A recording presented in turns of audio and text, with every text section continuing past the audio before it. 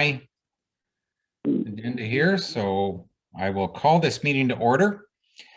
As far as remarks, I don't have anything that's positive at this point. Unfortunately, there was a bad traffic accident up in the north end of the municipality last week, and I got a call from Public Works where they explained that they had to divert quite a bit of traffic around off of our roads because of the frost coming under the grounds, and concerned about the increased number of traffic that we didn't want to cause another accident to happen. So I certainly concurred with the manager's decision to make that call. And unfortunately, the terrible news that came out of Brussels, which I know shocks everybody when we hear something like that, because we certainly never expect it to be in our own neighborhood, and very unfortunate. So at this time, we would like to acknowledge that the land we stand upon today is the traditional territory of the Anishinaabe, the Haudenosaunee, and the Neutral peoples. At this time, can I get a mover and a seconder for the agenda? Moved by Deputy Mayor, second by Councillor Steffler, that the agenda for the regular meeting of Council dated April 5th, 2022 be adopted as circulated. All those in favor? And motion carries. Thank you. Is there any disclosure of pecuniary interest by any member of Council this evening? Seeing none noted. Minutes of the previous meetings. Can I get mover and a seconder, please? Moved by Councillor Chartrand, second by Councillor McClellan, that the Council of the Municipality of Huron East approve the following Council meeting minutes as printed and circulated. That's the regular meeting of Council March 15th of 2022 and the public meeting March 15th of 2022. Any comments or questions on those minutes? All those in favor? And motion carries. Public meetings, hearings, and delegations. The first one is a delegation, Public Sector Digest, read the assessment management. And I'm not sure who's taking over this. Hi, Jordan isn't on the meeting as of yet. I just messaged him. I was talking to him earlier today and he was, oh, that's him coming in now. Okay. So Jordan Gonda from Public Sector Digest, he'll be presenting the updated asset management plan. Okay, thank you. Welcome, Jordan. Hello, welcome, Mayor. Welcome, we have got to the point on the agenda where we are at your presentation, so I will turn it over to you to carry on. Thank you.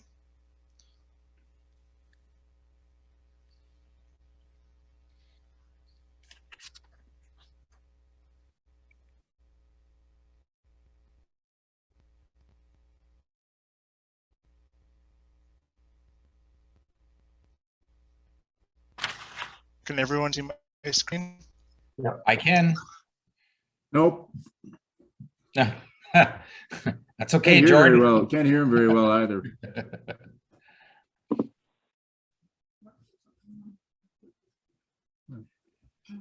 Thank you, everyone. So I'd like to take the next 20 or so minutes to go over the asset management plan that we developed for Huron East. Before I get into the particulars of the plan, I'd like to just give an overview of the purpose of this work and the overall vision. So when we talk about asset management, what we really want to get to is the service management. So, you know, the municipality manages a variety of different infrastructure. We have roads and bridges that have a purpose of moving goods and people. We have water storage and distribution and treatment, which is all essential for life. And then as well, we have different community centers that enhance the quality of life. So if we're able to manage these different kinds of infrastructure assets appropriately, we can deliver good quality services. So a lot of the work today gets into, you know, the technical management of these different assets, but at the end, it's all about what kind of value can we get from the services. The way that we do this is through asset management as a practice. The goal, simply stated, is how can we manage infrastructure so that we are delivering it at the lowest cost, the lowest risk, while still meeting some kind of desired levels of service. So that triangle here in the bottom right shows the interaction between these three key elements. Every kind of decision we make related to infrastructure will always go back to cost, performance, and risk.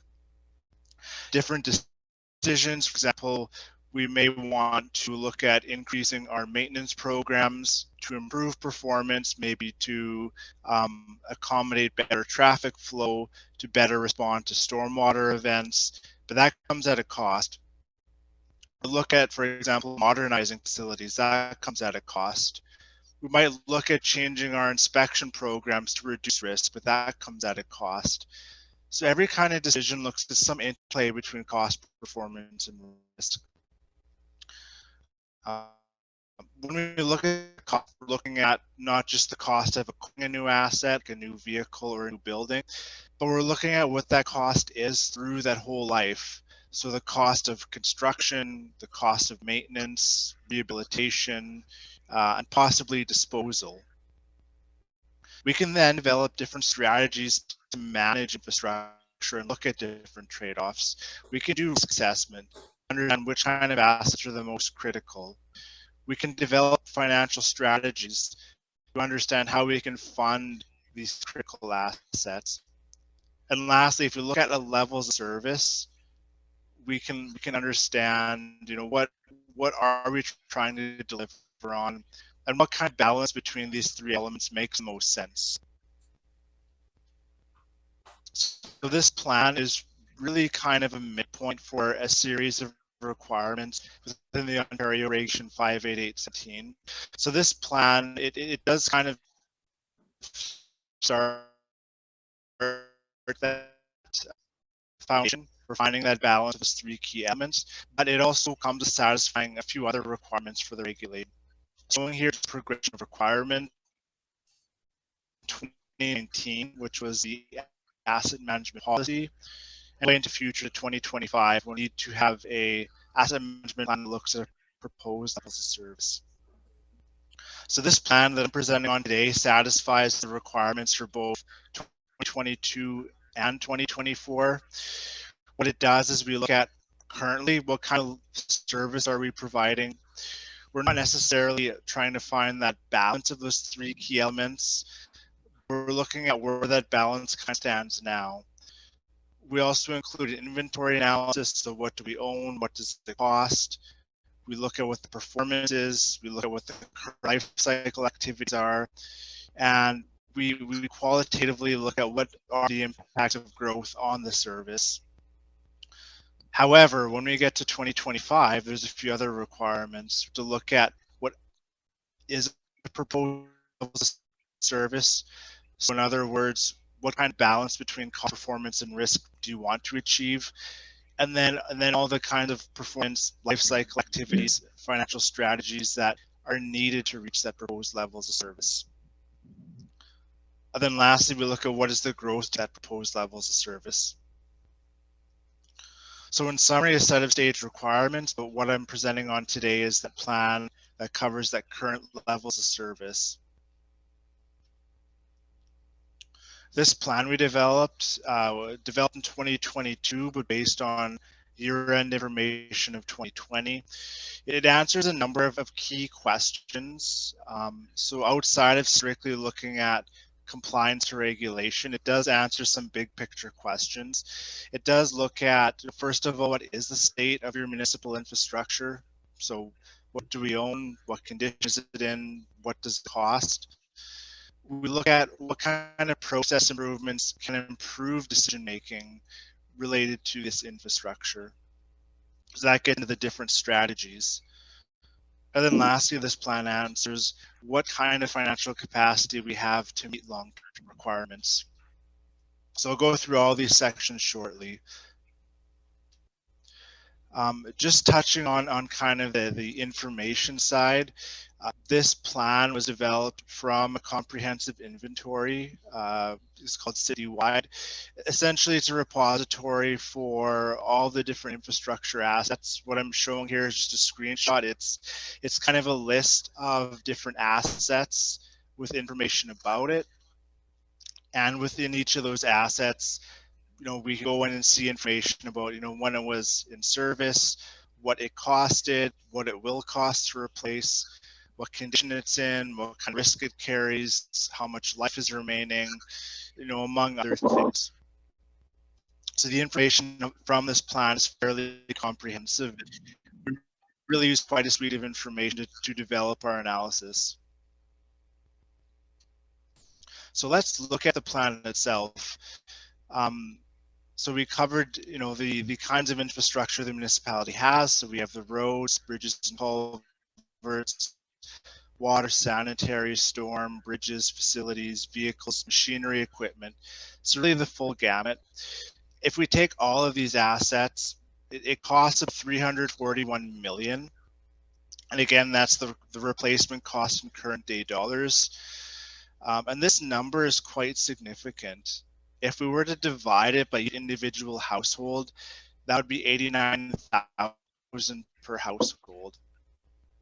So in other words, if we had to replace everything we own tomorrow, that's the kind of cost we look at a household level. The message here is that that number is fairly big. So if we can find an intelligent way to manage the infrastructure, that means that it's a less of a requirement on each household to fund that. These needs again were based on a variety of sources. Some numbers were inflated historical costs, but a lot of them came from unit costs. We can look at the condition. So overall, the municipal infrastructure is in kind of a fair condition. We use a 5-point rating system. So very poor, poor, very good, very good. Overall, 47% of assets are in fair or better. So it means that, a significant portion is kind of approaching the end of its service life. We see a lot of assets are in that red and the orange, but there's kind of a balance with yellow, blue, and green. So we're kind of in the middle. This overall fair condition is informed by various sources. So the road network you see at the top, that is based on a 2019 road appraisal. It's based on visual inspection of the road surface. So we do a fairly robust condition scores for the road network. Similarly, for the bridges and culverts, we use the 2020 OSIM report, so the Ontario Structural Inspection Manual. This is a third-party assessment performed by an engineer. So the bridges and culverts condition is fairly accurate. The buildings is fairly accurate. We used a BM Russ building condition assessment where they looked at the condition of individual components of the building, things like the HVAC, the roofing, foundations. And then everything else is kind of a mix of staff assessments and age-based condition. Overall, it's fairly robust condition. You can just see by the table below that across all the assets, almost all of them have 90% or more assets that have been assessed in some form. So definitely there's been a lot of good work with understanding the condition of the assets. Now what we need to do is understand how to manage these assets long term. So we saw on the previous slide, they're kind of in that fair condition. That's about midway through their life. Our plan, we look at two different ways of managing the assets. The majority, what we do is we look at an end of life scenario. So we look at, what is the useful life of the assets and project that over time and replace it when they're due for replacement. However, what we've done for some other assets like the roads is we've looked at doing different activities throughout the life. things like maintenance, rehabilitation, reconstruction. So the roads is the most costly part of the municipal infrastructure network. So for this one, we to building a more accurate model than just replacement. So we use staff input, and we're able to program in specific events, things like crack sealing, overlays, pad and pave, reconstruct. We develop these different models for the different road surface materials and application. So there are a few different models. I'm just showing the one here, just as it placed, at the end of that 15-year period or whatever it is. You can see we can project over time what are the impacts of different activities and what are the costs of those activities. So if we want to understand what are the the costs of maintaining the road network long term, we have a fairly robust model to show that. We take all of these results and we project it over the next 50 years. So the roads is based on detailed models. Other assets are based on age prorated by the condition score. So what you can see is that in the next 5 years, the requirements are fairly small. The majority is due to the roads in the light blue. But over time, that amount changes and is actually quite significant along years 2040, 2045, 2050. These numbers here are 5-year buckets. So for example, 2020, that 15 million is spread over 5 years. If we look at what's the average amount per year, it's almost 8 million. So based on our assessment of the needs year over year, if you're putting away 8 million, you're funding the requirements. And because there's quite a variability, you can't just assume what you've paid historically is sufficient for the future, because as we can see here, the future looks a lot different than today.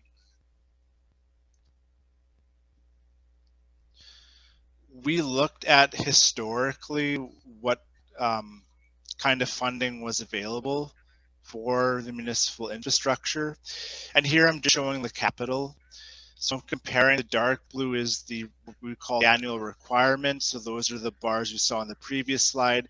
That's how much money we need to spend to maintain and replace as needed. And then the green is that funding available. So you can see that almost all the municipal infrastructure is funded at roughly half the needs. So based on this historical analysis of capital funding from sustainable sources, the municipality has a deficit of about 5.5 million. And again, just to reiterate, this deficit is based on sustainable sources. So it may look a little different once we factor in one-time grants or other kinds of unsustainable sources. We did look at a financial strategy.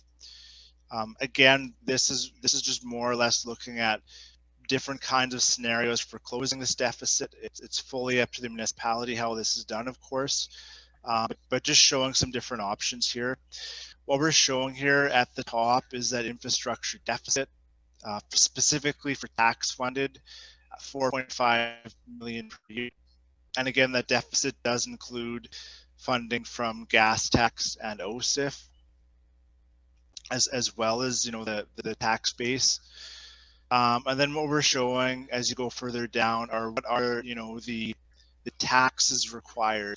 So overall, a tax increase of 88.8% is required if we don't look at reallocating debt.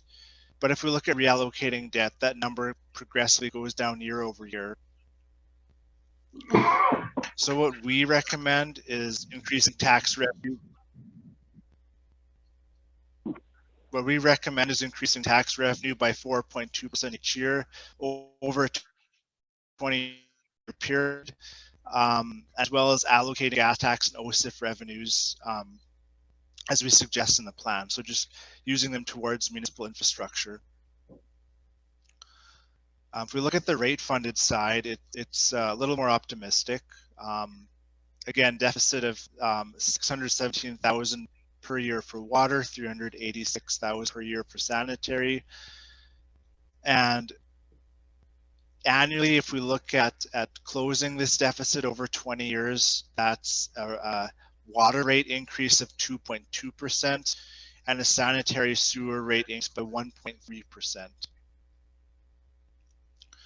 And again, these are the numbers based on sustainable funding and based on allocating the debt cost reductions as outlined in the plan. So we do see there is a deficit and definitely some significant work to close that. But what we want to get into now is looking at maybe it's not just about fully closing that deficit. As I said, maybe we want to look at some kind of target that is reasonable. That's where we did that levels of service analysis. So the levels of service is really just about how can we get that value? How can we find that trade-off of those three elements? For this plan, we didn't look at a proposed balance. We looked currently how that sits. So we looked at this for each of the asset categories. This is just an example for water. We did the exact same thing for roads, bridges, facilities, all the different infrastructure assets. And we can see right now how the balance sits. We looked at showing that balance of funding needed versus available, of condition, of risk. On the right there, where we have specific key performance indicators, so different numbers that can point to what kind of performance we're delivering or how reliable our service is. So we've done a lot of groundwork to develop a levels of service analysis, and as this matures, we can use this to assess different trade-offs and ultimately use it to prioritize different programs. So that really covers the content of the plan. A few key takeaways. There's definitely improvements to come in future iterations. As I said, in the future, we can look at what is the proposed balance of cost, performance, and risk. What kind of deficit is realistic. Maybe further, lots of improvements, but this is a step in the direction. It's a first snapshot in time, so we know currently, but we know as time goes on, there's different kinds of grants, different strategies we undertake. So every time we update this plan, we'll keep updating with the current best available information. We don't want this plan to collect dust. We want it to be a document that is kind of summarizing what the municipality is doing, and it should guide the overall strategy of the way we manage infrastructure assets. And this is, of course, because it's a centralized source of asset information. This document contains what the municipality is currently doing to assess its infrastructure, to what it's doing to manage it, what kind of risks it considers. It documents the costs, the funding. So it's really a good repository of information related to the municipal infrastructure. And definitely this is a good communication tool for everyone, staff, council, and the public. We did provide a few key recommendations to improve the overall program, which means in turn we can improve the accuracy of the plan in the future. Some things we looked at are continue to review and find the inventory. We do have data in different kinds of systems, like the GIS, like the citywide inventory I just showed, and of course other sources. Some work there to reconcile them. We also noted that some of the useful life values for machinery and equipment may not be accurate, so it might just be an exercise of reviewing some of the key information related to assets. Recommendations to further refine the condition assessment program, so to have more routine assessments for the stormwater system, to have a rating criteria for machinery, equipment, vehicles. All this will improve accuracy of projections.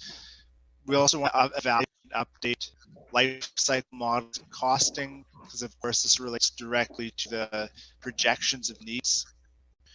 And lastly, we would need to improve that levels of service analysis. So we have kind of a starting point with the current levels of service.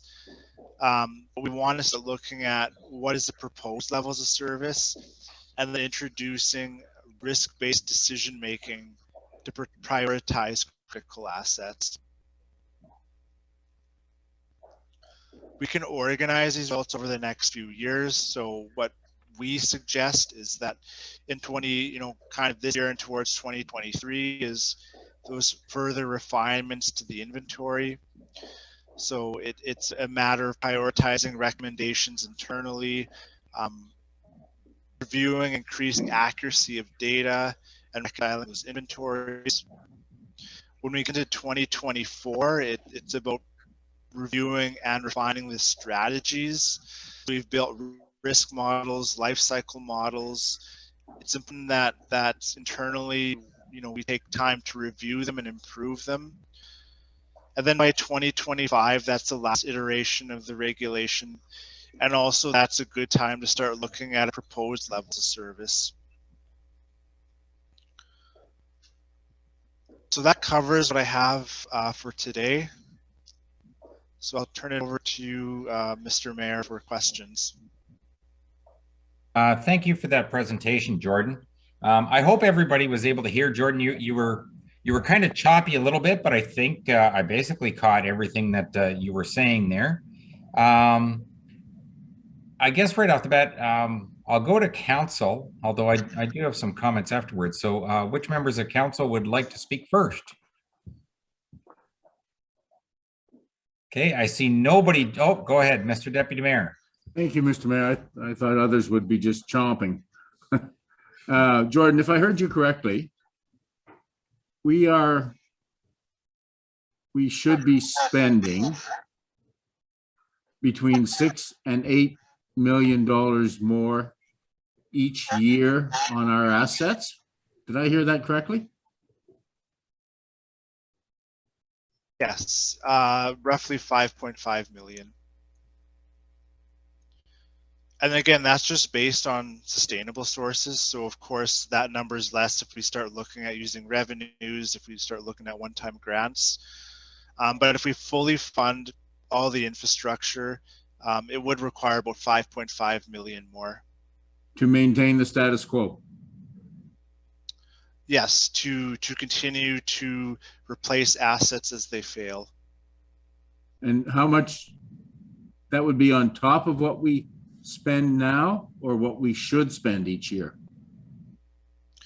That's a good question. That's on top of what you're already spending. So when we say a deficit of 5.5 million, it means that there's on average $5.5 million worth of infrastructure assets that are not funded that should be.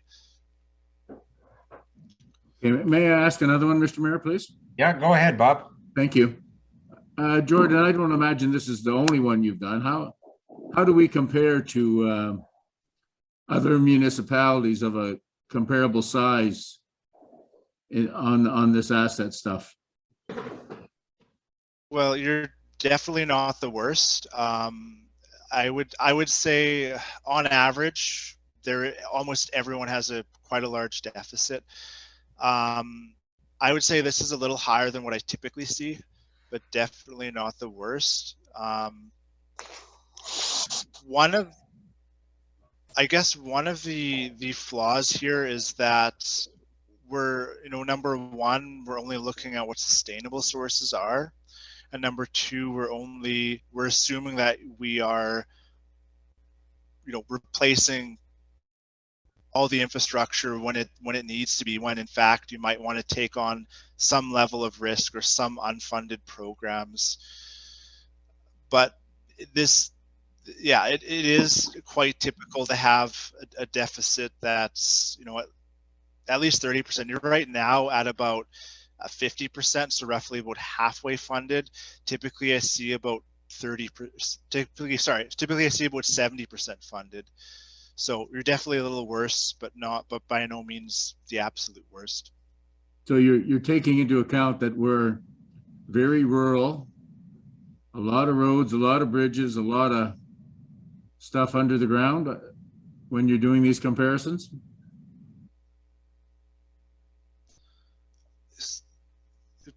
Good question.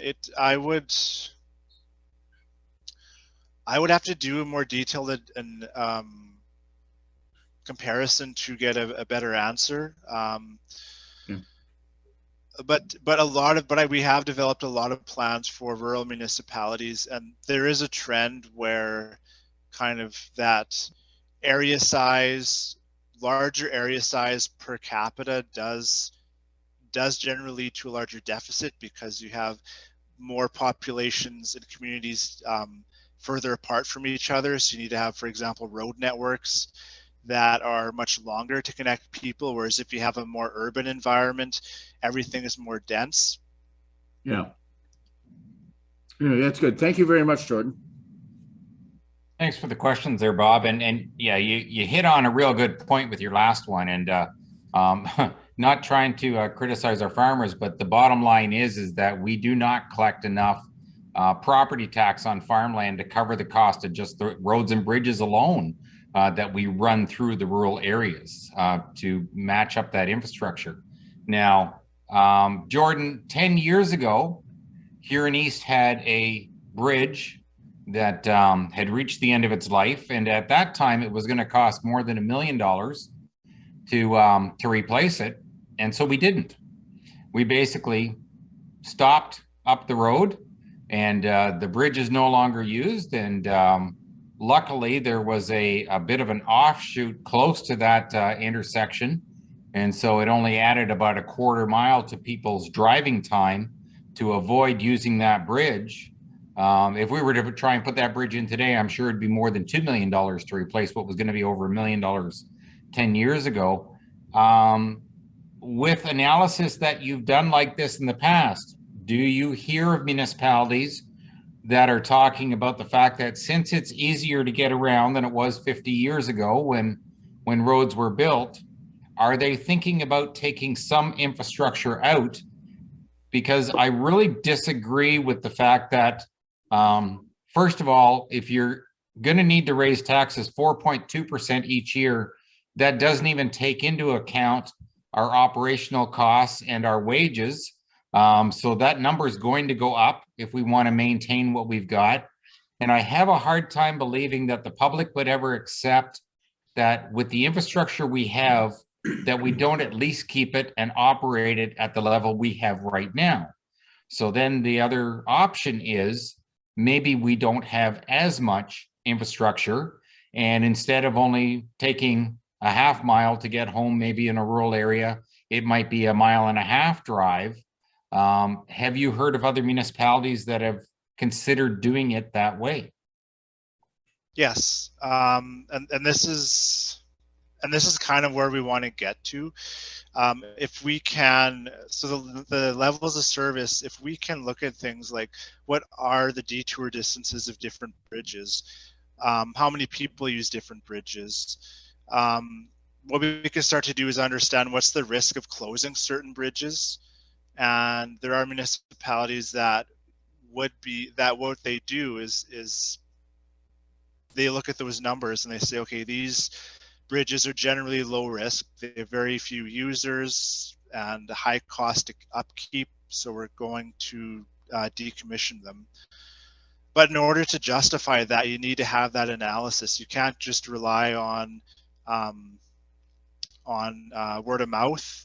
It relies on hard numbers. So if you do have numbers like detour distances, if you do understand the risk of the bridges, then yeah, definitely it can be done and has been done. Is there anything else that you can point us in the direction of as other actions that municipalities have taken or are considering with this type of forecast going forward based on the numbers that you've been presenting? I'd say the biggest thing is prioritization. It's in the past, it's always generally been the worst first is looked at. So what bridge, what road is in the worst shape, what gets the most complaints. But if we can prioritize based on the benefits different infrastructure provides and the risks they pose if we don't look after them, we can then, as I said, narrow down that list. So that's a very good starting point. It's also about being smarter about the way we maintain different assets. So it might be easier just to replace something, but if we look at different ways we can do maintenance over time, you know, we could spend a little more money up front to save money long term. And then it's the levels of service, you know, what services are really worth it? Do we need a new arena? Do we need, you know, different new assets? Maybe we don't. Okay, thank you. Councillor Chartrand? Yes, thank you.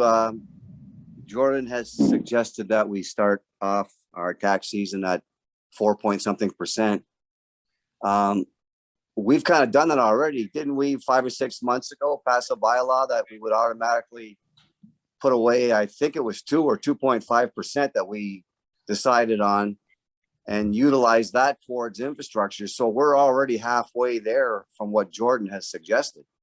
Am I not correct with that, Paula?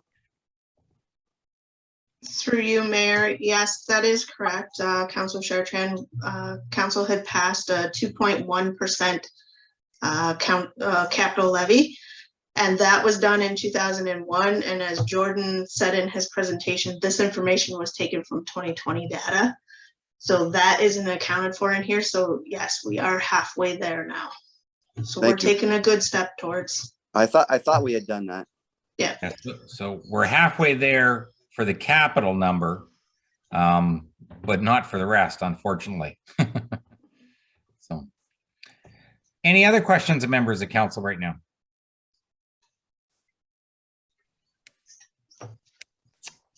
Wow, I think you scared everyone, Jordan.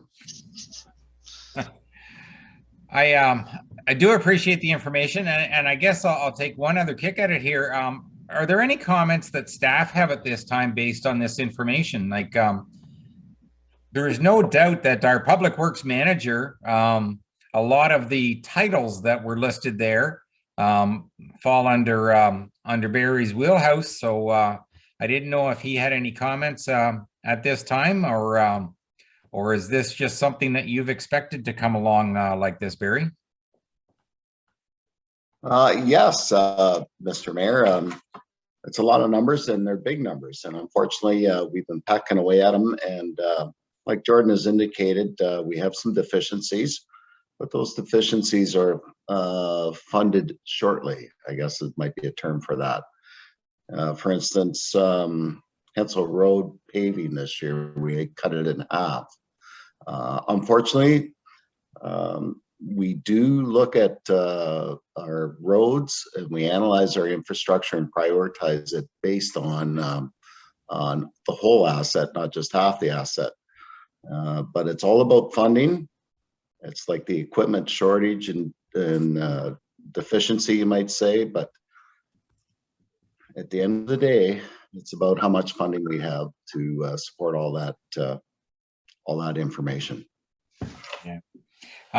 Jordan, you made the comment about the fact that there may be different ways to prioritize what we do.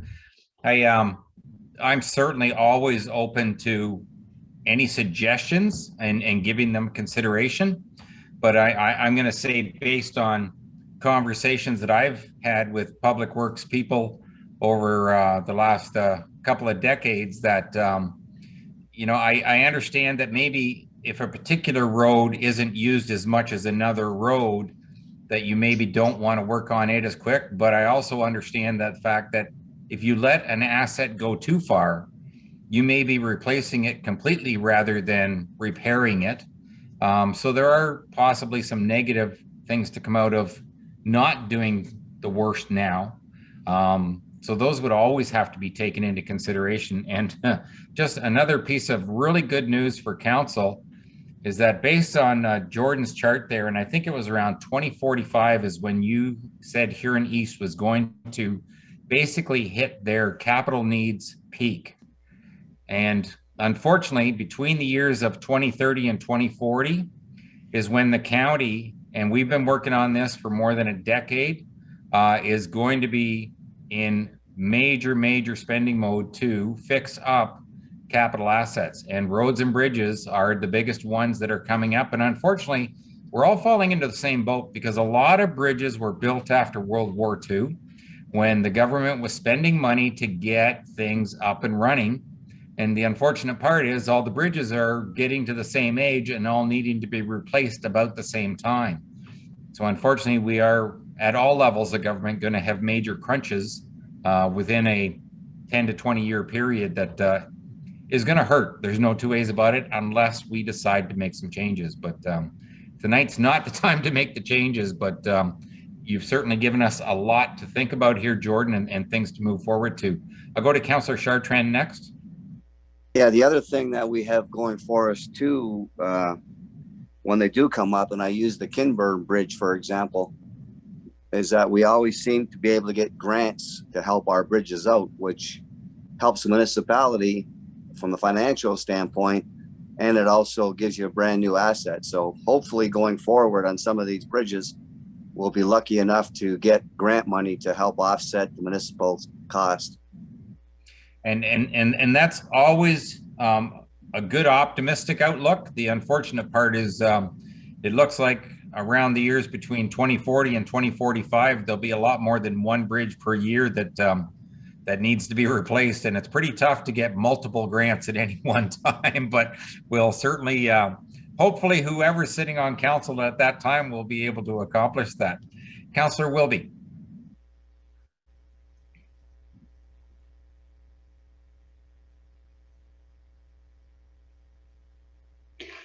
Yeah, just another piece to it.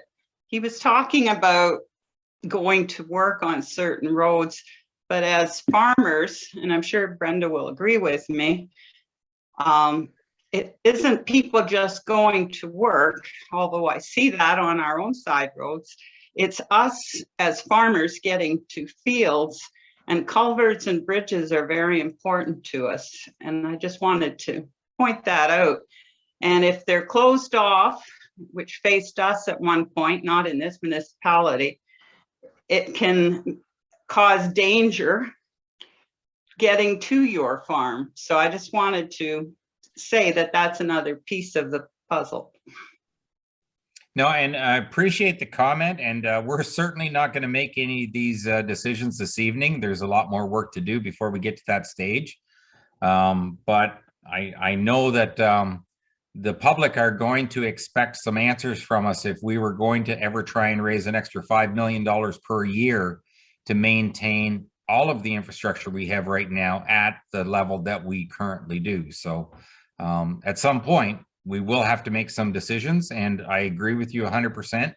I don't want to pick on any one person, but I think Jordan pointed out a very good thing is that you really have to do some number crunching. Somebody has to do some number crunching, and it's not, it doesn't come down to just how many people use it to go to work or how many people use it for this or for that. You have to put it all into account and then make an analysis of what you need to do moving forward to be the best that you can for everybody. Go ahead, Gloria. And I agree with you. It's just that I wanted to point that out, that our side roads are very important to us, more than even I realized until it faced us. So I just wanted to say that because he had mentioned traveling to work, and I just wanted to add to it. So that's the only reason I mentioned it. And I do agree, it's a lot of money. I just wanted to put that piece in there.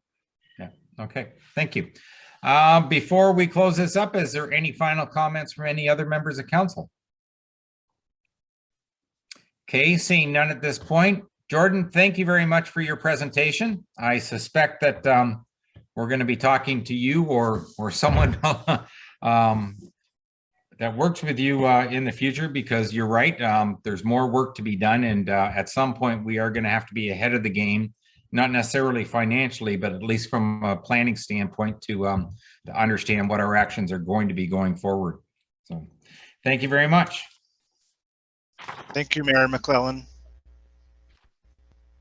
Next for delegations, we have Carol Ann Doig, and she wanted to talk about the Economic Development Officer. And I don't see Carol Ann on here at the moment.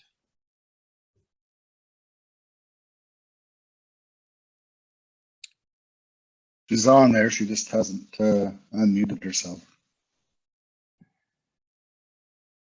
Oh, yeah, okay.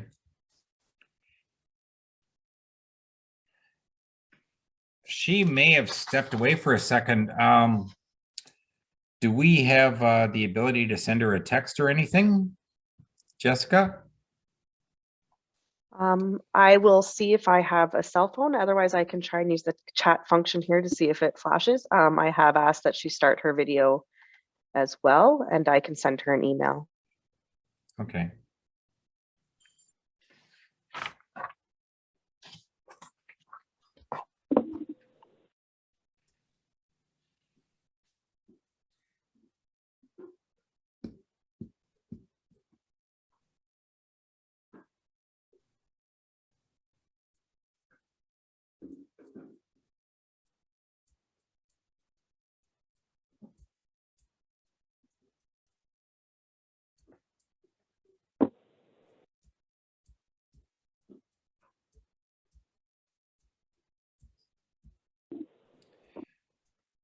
Mr. CAO, I don't know how much time is guesstimated for 6.3. Would there be any harm in going to that, and then hopefully Carol Ann is back to her computer?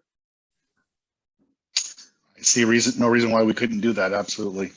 Okay, then let's go to 6.3, and just give me half a second here. Make sure Jessica's there available to be able to read the public meeting notice. Yes. Yep, Oh. I am here. Yep.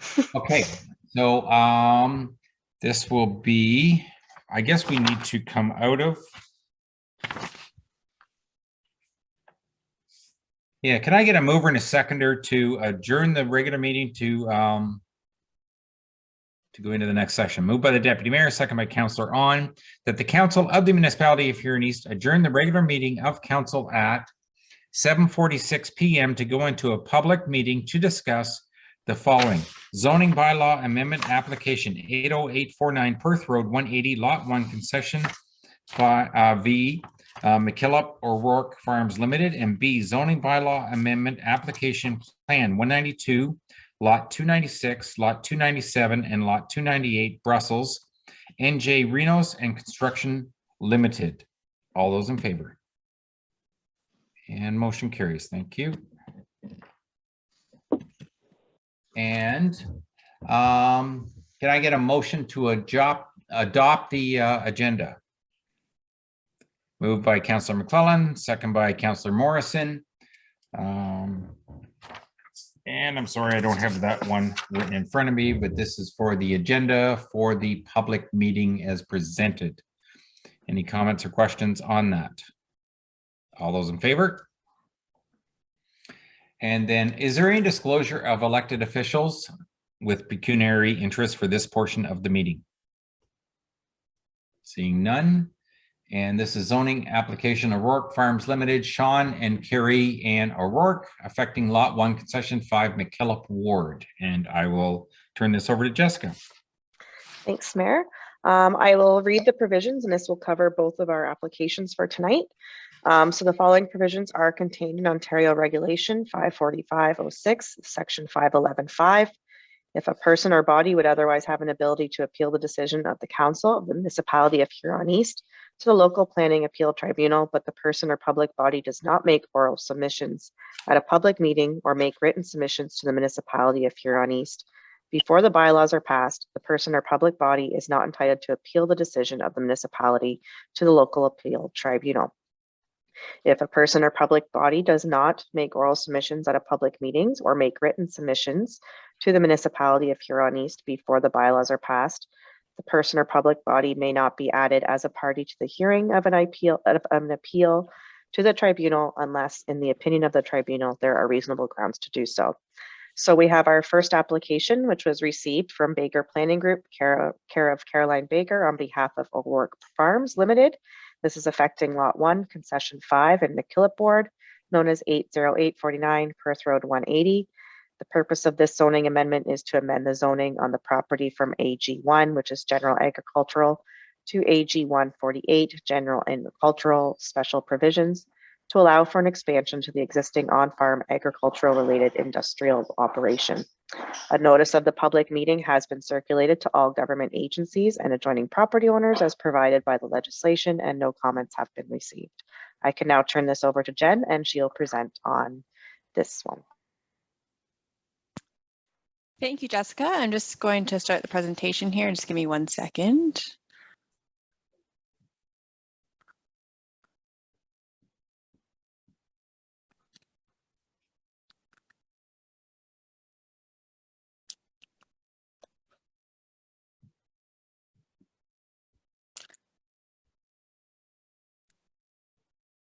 Oh, sorry, not sure what's going on there. 1 sec here. Okay.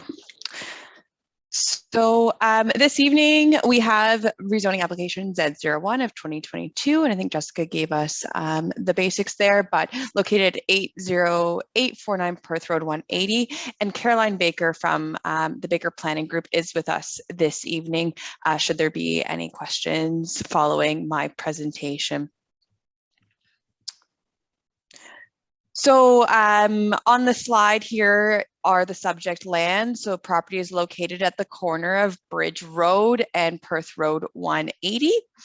And currently on the property is a house, some barns and outbuildings, as well as the main offices for the Dublin Transport business.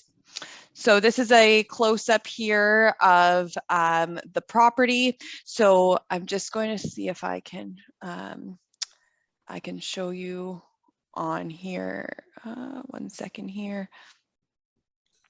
So there is some transport truck parking just to the rear of the barn here. And there's the office for the business back in here. This application does propose to permit a new transport truck terminal with a maximum gross floor area of 700 square meters, and permit a maximum of 8 transport truck off-street parking spaces, which would be associated with the truck transport terminal. This zoning bylaw amendment application also does restrict the location of the future proposed buildings to the general location of the existing building cluster. And also the property is subject to site plan control for the purposes of building and infrastructure related to the trucking business.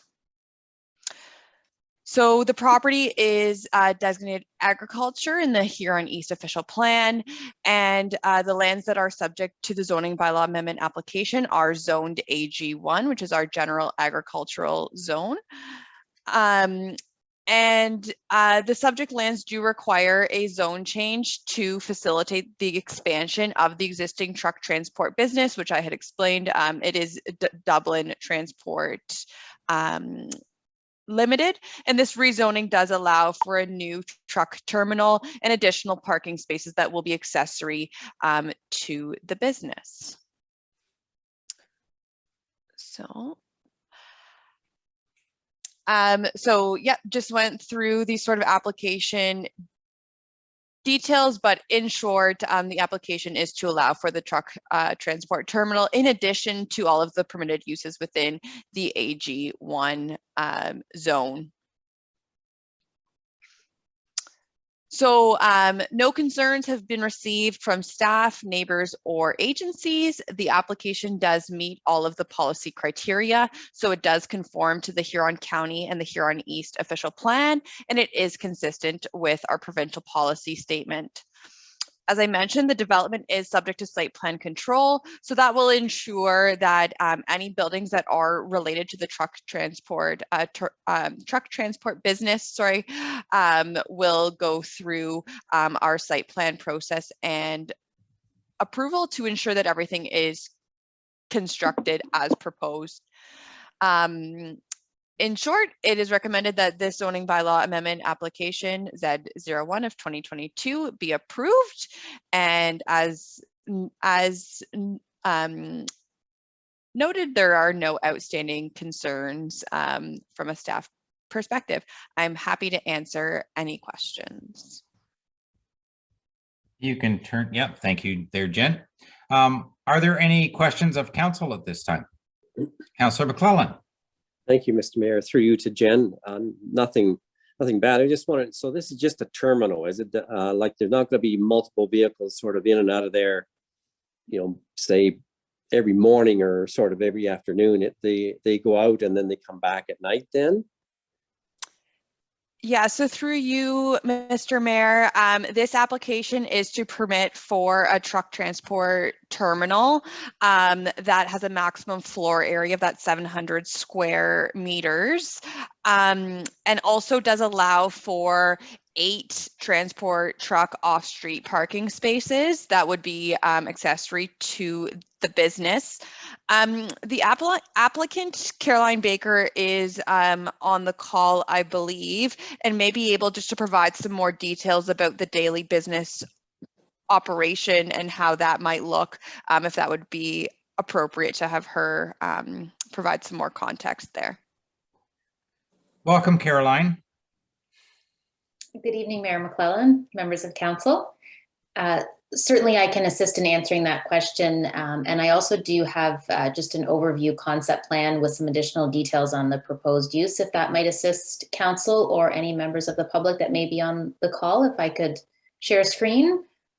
Sure. If now would be an appropriate time. Yeah, Or do I you want had me to you on wait? I had you on for a little bit later to do your actual presentation. So I guess the question is if it was just answering Councillor McClellan, or if that would be part of the presentation you were giving later on, then maybe we should still just follow the current agenda. Perfect. Yes, it would be part of the presentation. So if that's Okay. all right with you, we could wait till then. Okay, all right, that's good. Thank you. Are there any other questions of council at this time then, either for Caroline or for Jen? Councillor or Deputy Mayor? Thank you, Mr. Mayor, to Jen or Carolyn. If I remember correctly, O'Rourke Transport carries a lot of livestock. Would there be any chance that they would be holding livestock overnight or that kind of thing? And if so, is it zoned properly, neighbors' concerns, and is the facility capable of looking after livestock? Thank you. I think that's more for Jen as far as, is it zoned to do any kind of live animal storage? So it is currently zoned AG1, and the AG1 special zone that is being proposed will allow for the list of permitted uses within the AG1 zone. In addition, does allow for that truck transport piece and additional parking spaces. As far as, I guess, livestock storage, quote unquote, that is a good question, and I'm not sure, Caroline, if you have any more details on that piece. I'm not aware of that, so I'll maybe pass it over to you if that's okay, Mr. Mayor. Absolutely. Thank you. Go ahead, Caroline. Did you want me to wait to answer that or maybe do the presentation? If that's also part of your presentation, then that's fine. We can just take all the notes at this point. If it was just a simple yes or no that that technically it's zoned for it, but they don't plan to do it, then that's an answer. So Yeah, maybe I can give a quick answer to that question. So the property in its entirety is zoned agriculture, which certainly allows for the housing of livestock. In fact, there is a small barn existing on the property with livestock. However, it's generally not the intent of the trucking business to bring livestock, store it overnight, and then transport it somewhere else, if that helps clarify the question. Thank you. Okay. Thank you. Any other questions of council at this time? Okay, then are there any questions of members of the public about this zoning application? Okay, hearing none and not being made aware of any public members that are wanting to speak on it, then Caroline, we'll give you the floor, and hopefully you've got all the answers for council at this time. Thank you. Oh, thank you. And maybe just to note, Mr. Rourke is on the call as well. And certainly between the two of us, I'll speak to planning matters and some of the concept. And if I need the assistance on detailed business operation components, certainly together, I'm sure we can, or hopefully answer your questions. Is it all right now if I share screen? Absolutely. Okay, perfect. Thank you. Okay, so once that's up, so certainly maybe just to start, Baker Planning Group has been retained by the owners to assist with the zone change application. We did prepare a planning justification report setting out the reasons for which we would support from a land use planning perspective the zone change that's before you this evening. I'm sure as you're aware, between the provincial policy statement and the OMAFRA guidelines, there are both permissions for either on-farm diversified uses or agricultural related uses that are permitted on-farm. The proposed operation on this specific property would be considered an agricultural related use that would augment and support not only their property and agricultural business, but agricultural businesses in the surrounding area. The proposed concept plan that you'll see on your screen is intended to show how both the existing house in which they live, the agricultural operation, and the transport facility would function. Unique to this site is all three components are highly integrated. So what you'll see is two existing driveways from the municipal road with their existing house. There's also an existing barn, and there is sort of a penned area in this location. There's an existing building. They do have some office space in there right now, and another small existing barn. As part of the transport business, as noted by Ms. Burns, they're looking for 8 transport truck parking spaces, as well as the potential to expand this existing building for some more office room. This would also add a septic bed in this location. So generally, the proposed use will not, in fact, take any additional land that's currently used for cash crop. The proposed septic bed location is a manicured lawn, as long as the area for the building addition. And as you can see, likely in the air photo underneath, there are already some transport trucks parked in this location. So there is no further extent to gravel area. And as I said, no loss of cash crop land. In terms of the business, certainly to the question earlier, the intent is that the trucks would generally leave for the day. It's not something that would come in and out every hour. There's the potential they're gone for at least a day, if not longer. So in terms of a frequency of traffic movement, it's not significantly great. In terms of our planning justification report, because of the limited movements of transport truck vehicles, in our opinion, in a way, it wasn't much different than the movement of farm vehicles. We see tractors and combines moving on these roads, large equipment, but limited to times of year and times of day. So maybe that just gives a little bit more about their operation and what they do. But to summarize from a planning perspective, this type of use, the framework has been laid by the province through the PPS and OMAFRA, carried through in the Huron East official plan, subject to a zone change, which is why the applicants are before you this evening, is any ag-related use would require a zone change. And a transport truck yard is specifically considered an ag-related use under the Huron East zoning bylaw. So certainly, happy to either answer questions or Mr. Rourke, however we can assist, please let us know. And I can stop sharing if you'd like, or I can leave it on if there's questions. Any preference? I'm going to say it helps if you turn it off at this point, just so I can see all members of council. Oh, yes. Thank you. Councillor McClellan. Yes, thank you, Caroline, for that information. Through you, Mayor, to Caroline again. No, my concern was just not so much, I'm in favor of this application. My worry is the traffic. And that's why I was asking about the frequency of it. And I guess part of it goes back to, you may recall, a meeting or two ago, or a month or two ago, we had concerns about the Markcrest development back in Gray, coming out onto Highway 86, and the speed of the traffic on there, and just the employees trying to get in and out of work. What my concern was, and that's why I asked about how often the trucks would be coming and going, and just the trucks, slowing down to turn in. That Perth Road 180 is a busy road, and then just up a very short piece, and you have Bridge Road too, which is kind of a back way into Stratford or a back way to the lake. I'm just concerned about people slowing down, people passing there. That's what my concern was. It wasn't so much about the application, it was the frequency of the trucks sort of coming in and out, and what kind of problem that might cause for the traffic and for the truck drivers themselves more so. Thank you. Caroline, Councillor McClellan raises a really good point that sometimes gets forgot, and that is a traffic impact study. Was there a need, or maybe I should be asking the planning department, was there a need to do such a thing with this type of expansion? Maybe, Ms. Burns, do you want me to start, and then you can certainly backfill as necessary? Sure.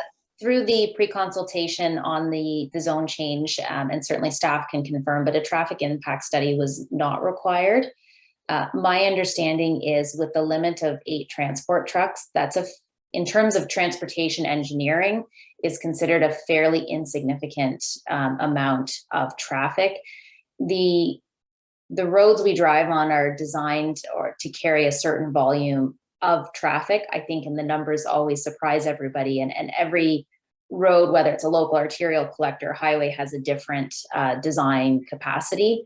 But in relation to a county road, in terms of what it would be carried or designed to carry, the 8 additional trucks, looking at 1 in, 1 out per day, my understanding from pre-consultation was not considered to meet a threshold for a traffic study. But I will obviously qualify that I'm not a transportation engineer, but those were the conversations at pre-consultation. Okay. Did you want to comment on that, Jen? Yeah, I guess I can just confirm that a traffic impact study was not required for the submission of this application based on the requirement that we are restricting the number of trucks through the zoning provision. And then I guess I would also say that this application has been circulated to staff and agencies, and there have been no concerns that were raised at the time of circulation either. Okay, all right. Thank you very much for that response. Any other questions of council at this time? And seeing none. So thank you very much for those presentations. And Jessica, do I go back to you, or we just go of this portion? We do have one more, so if we just want to finish up the public meeting, we can go through the last application here. Oh, yeah, sorry.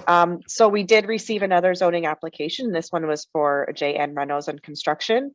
This is affecting Plan 192, Lot 296, 297, and 298 in the Brussels ward, known as 255 Albert Street.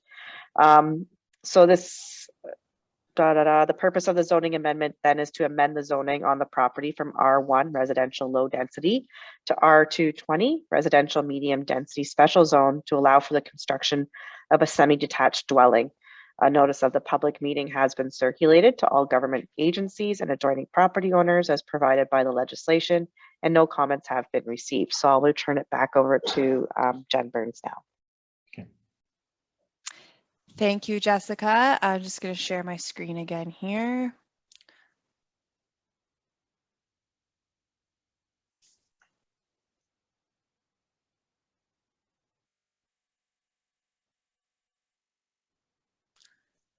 Okay.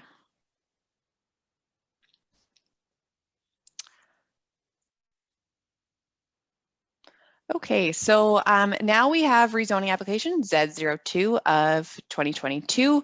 As mentioned, the property is known as 255 Albert Street. So here's an air photo of the subject lands.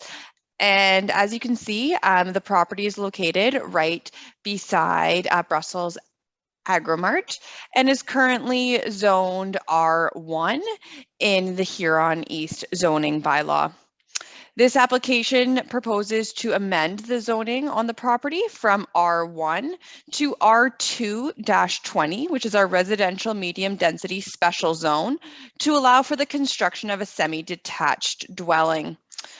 You can see on the other side of this slide here, there is a site plan that does show the footprint of the proposed semi-detached, with Albert Street being at the bottom. So Albert Street is the street that the property does front onto. So yeah, they're just proposing one semi-detached. There is a requirement for reduced frontage, so reducing from the required 10 meters, per unit to 9 meters. And the property will also be subject to site plan control. So this is a elevation drawing of the proposed semi-detached that has been provided by the applicant. And this is what is proposed to be constructed, provided that the zoning bylaw amendment is approved and the minor site plan is entered into. So the reason for the site plan control, in general, we do not require site plan control for our R2 zone, but given the proximity for an increased residential intensification, I guess I would say, to the Brussels Agromart, which is a more industrial business, staff just really want to ensure that there is no potential or opportunity for any land use conflicts between a more industrial business and a residential use. So there was a noise study that was completed in 2017 when this parcel was likely created, and it does provide a list of recommendations, including special noise reducing windows, requirement for central air. So there are a few things that are outlined within that noise study and that we want to ensure are put into place in both the building now, but also if the building were to ever, or once the units were to sell, let's say down the road, just want to ensure that that the future purchasers are aware of the requirements to reduce any potential conflict with the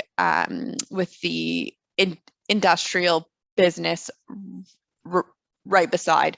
So staff are recommending a very minor site plan just to confirm the requirements from that noise study and ensure that any impact of having a residential use right beside and a more industrious use is mitigated.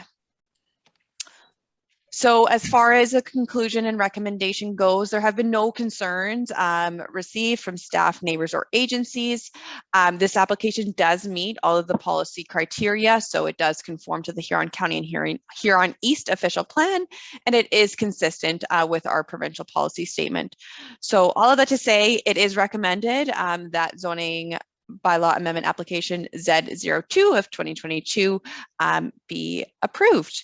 And I'm happy to answer any questions. Thank you. Questions from members of council? Councillor Deal. Thank you, Mr. Mayor. Will this building impede Brussels Agromart from expanding if they so wish to? They're a fairly busy operation?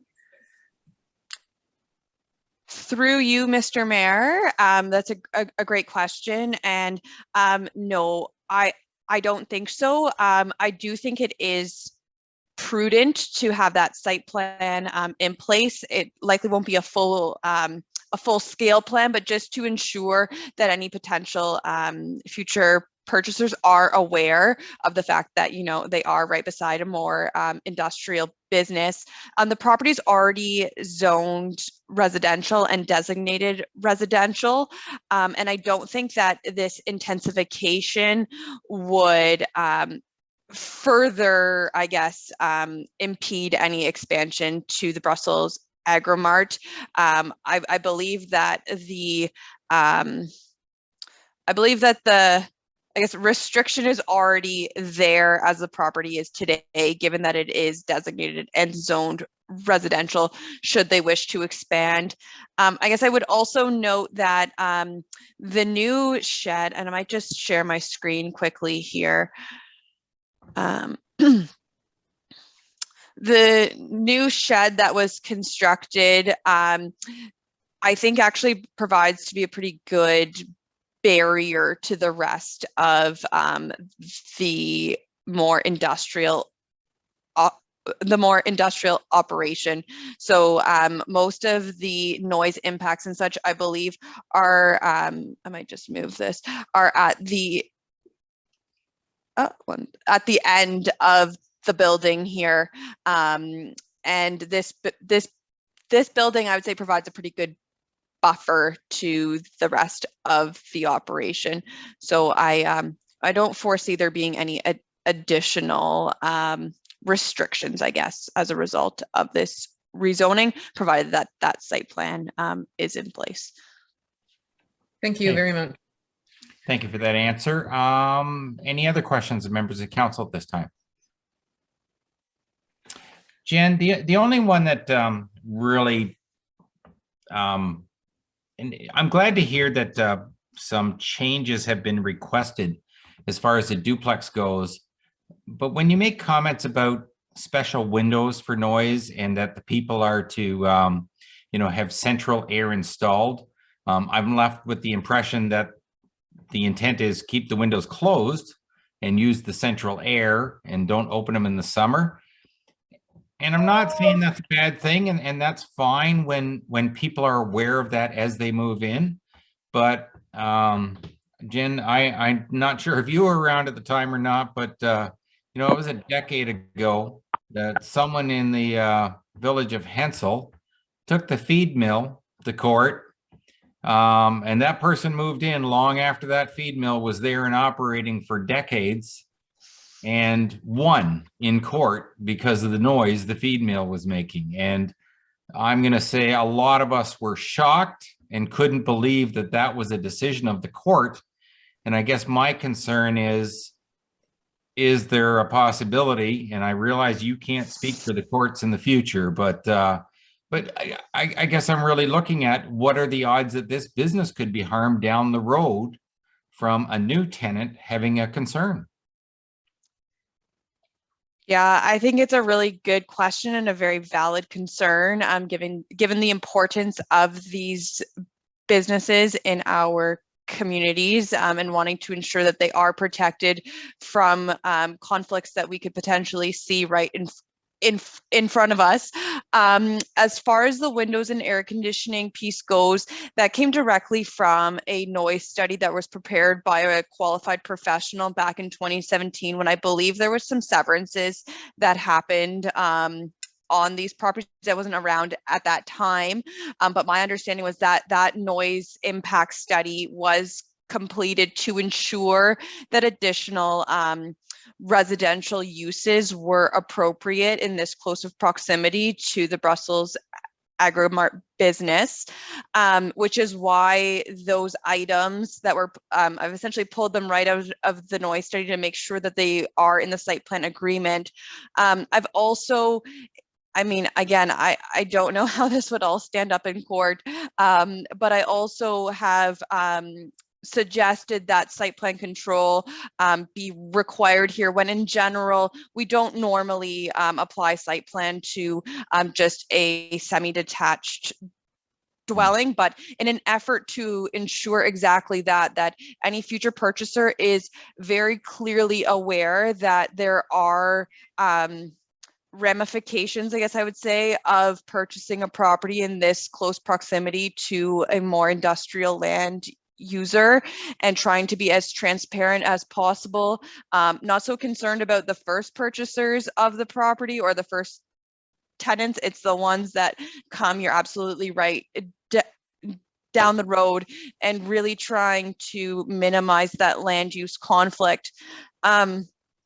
I guess I would also say at this stage, I mean, one single detached dwelling could be built here today as of right, with no planning approvals or requirements, provided they were able to meet the zoning bylaw.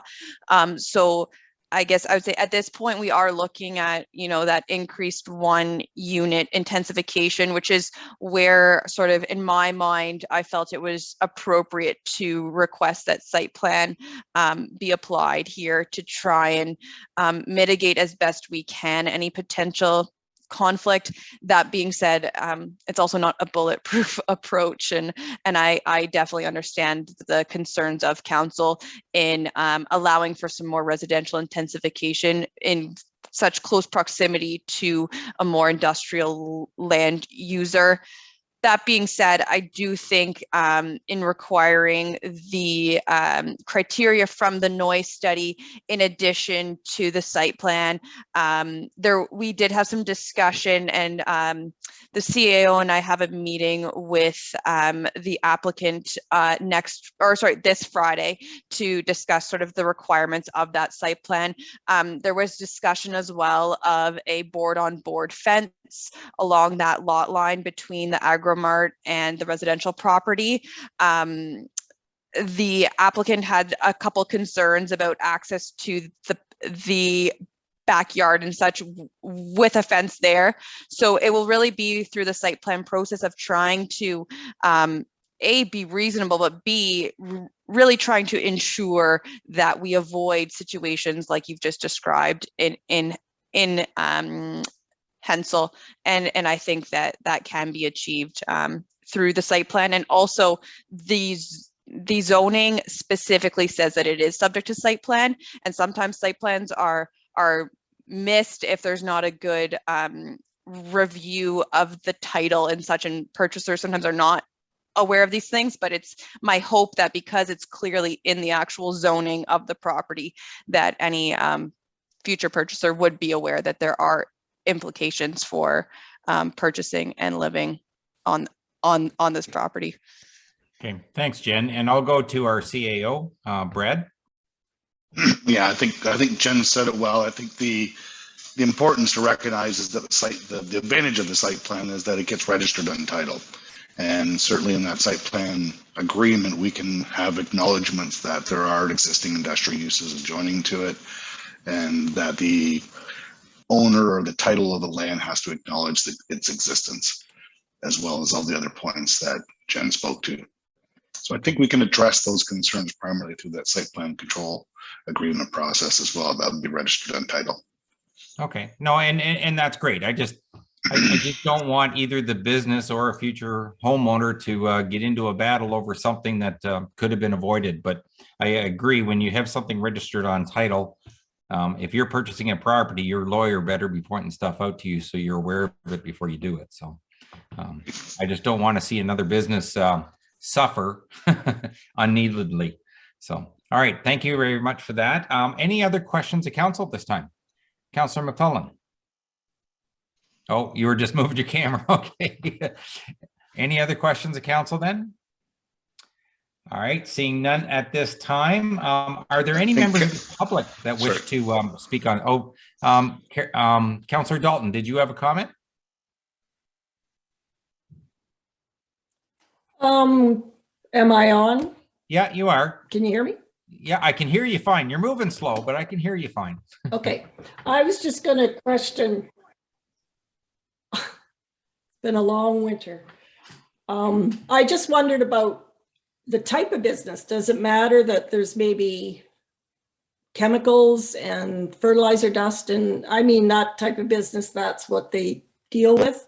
Does that change anything with any kind of close proximity? It doesn't look like it's far from that building. But they're aware of that, I gather. Go ahead, Jen. Yeah, through you, Mr. Mayor. Definitely a good question. And it is likely, I guess I would say that any of those types of impacts were hopefully looked at in 2017 when when these lots were created. That's generally when we would try and pick up potential impacts like what you've just described. As far as the zoning bylaw amendment application goes, there was no requirement for a record of site condition, which is generally the study that is required if land is going from a more industrious use to a more sensitive use, such as residential. This application did not trigger that record of site condition, and that was not a requirement of the rezoning. So I don't think from staff's perspective that there are outstanding concerns regarding the business to the north, but it's also something that we could look into further if that is council's wish. Mr. CAO. And I think point well said, Jen. And I think that, you know, the decision with respect to this being residential as a whole has already been made, and like was made, as Jen mentioned, was made back 2017. So really all you're talking about is the type of residential. And I don't think the type of residential we're speaking about is going to have an impact one way or another with respect to the operations next door. It's residential now, so and that decision was made 5 years ago. Just one final thing for Councillor Dalton. It's a good point to point out anytime that a residence is beside a business that would be using chemicals, but there are other government agencies that are responsible to make sure that that business is operating in accordance to the rules so that it doesn't affect the public. That typically would not become our responsibility when we're doing a rezoning. Any other questions? Okay. Of council? I just, you know, with fertilizer dust is corrosive, so. Yeah. Yep. No, that's good. Thank you. Okay. Any other questions of council at this time? Okay. Seeing none, then any members of the public that have any comments on this application? And I don't know if there's any other members of the public that are signed in at this point. There are members signed in, but I'm not seeing anybody coming forward. Okay, I'll ask one more time then. Are there any members of the public that wanted to speak on this application? Okay, and seeing none, then I will go back to, well, I guess I have a motion here. So can I get a mover and a seconder for the motion?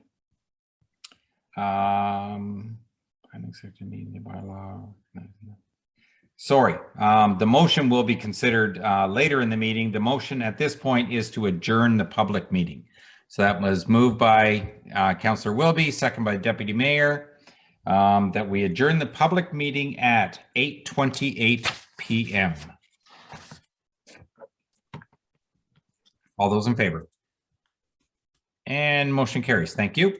So now we are going to go back to 6.2, our delegation from Carolyn Doig, and this is for the Economic Development Officer. Welcome, Carolyn, and you have the floor.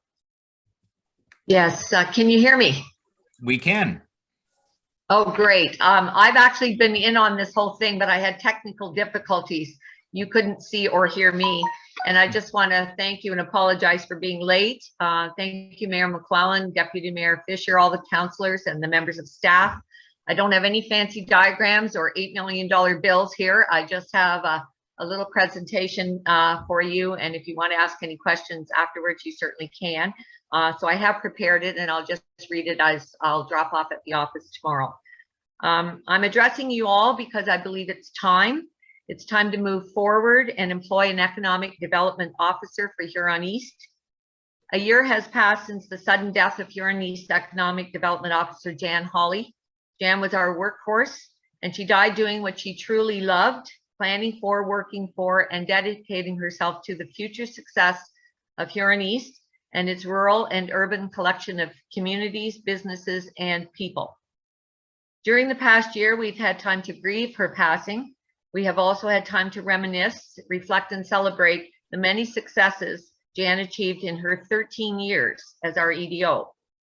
It's impossible to list them all, but please think back for a moment and recall the excitement and buzz Jan generated. When this space created a ripple effect that touched multiple communities and made Seaforth an example to follow. Most of all, it gave hope to aspiring entrepreneurs, filled empty storefronts with interesting businesses, and brought shoppers to our main street. Remember the mystery of the Shunpikers tour. That sunny Mother's Day, hundreds of visitors traveled here to visit our main street, our parks, historic sites, and other attractions. Remember the mayor's recognition event when commemorative plaques were distributed to all the former mayors of Seaforth. Remember Still Standing, the hit CBC television show that Jan brought to Vanastra. Think of the sprucing up of Brussels Main Street and the Brussels Farmers Market. Recall the devastating fire that consumed our only grocery store. Jan worked to arrange for shuttle buses for the elderly and helped set up the ongoing outdoor produce market we have on Main Street. Remember the thrill for Jan and her team when Seaforth and Huron East were recognized at OBIA conferences. These awards were a result of Jan's initiative, creativity, perseverance, and hard work. Unfortunately, with the impact of the pandemic beginning in 2020 that coincided with the reconstruction of our main street, Jan's last couple of years were hampered. She didn't let it get her down. She began to spruce up the back alleys to give an attractive backdoor access to businesses. We were all singing, "Doot, doot, doot, looking out my back door." Jan was anxious to get on with getting our main street back to being a beautiful and bustling attraction. We know she had many ideas cooking on her every burner because her telephone, computer, and computers continued to ping, ring, and buzz long after her death last March. About 40 years ago, I had the privilege of serving on Seaforth's Town Council for 4 years, working with a great group of people, including the mayor at the time, Alf Ross. Alf was dedicated to our community and worked hard to improve its amenities, business opportunities, and its reputation. During his administration, Seaforth took the very bold initiative and hired a Main Street Canada coordinator, Tom Lemon. Tom, among many things, helped us achieve our Main Street Heritage designation and develop a long-term plan for Seaforth. He was so good at his job that after only a couple of years, the government scooped him up and he was gone to larger projects. However, the seed was sown those many years ago, and Seaforth employed several others in similar positions as time went on. It was the employment of Jan Hawley in 2008 that really got things rolling. It's time. It's time to look forward, not back. It's time to continue the work that Jan planned. It's time to build on the foundation of good planning and organization that she developed. It's time to rekindle the connections to people that Jan counted on to assist her in her quest. Our community needs an EDO. We cannot replace Jan, but we can find someone who, like Jan, will help us all pull in the same direction and achieve success. Seaforth and Huron East needs to feel the buzz, anticipate the next success, and carry on. It would be a disservice to our community and to what Jan did to do nothing. There are people out there looking for an EDO position in a community just like ours. There are merchants on our main street looking for someone to pop in and give the voice of encouragement like Jan did. There are entrepreneurs in need of a place to set up shop. By hiring an EDO to continue to build on our already strong foundation, you'll be continuing to show leadership and a commitment to progress. We have many newcomers in our municipal offices now, and with an election coming up, perhaps there will be new faces in our council chambers too.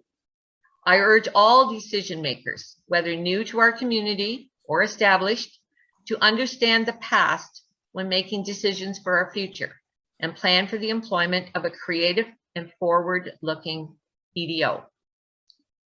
And that's the gist of what I wanted to say. I will let you know that the BIA members knew that I was coming here tonight. I was a chair of the BIA for quite a long time, and they are behind what I've asked, what I'm asking for. I know that it is an expense that you've done without now for a year, so it's easy to find other places for that money. But I also believe that you've got to spend money to make money, and I really hope that you will consider that in your budget process and start looking for someone who will follow in Jan's footsteps. Maybe somebody young with new ideas and high energy. You definitely need higher energy. But if anybody has any questions for me, I'm happy to give you my 2 cents worth. And if not, I hope I will drop this off to Jessica tomorrow. And I hope that you will really seriously consider what we need moving forward. Thank you. Thank you, Carol Ann. I appreciate that presentation. And I am going to speak for council in the fact that I don't think any of us disagree with your presentation. The only thing that is just a little bit ahead of us is just the timing.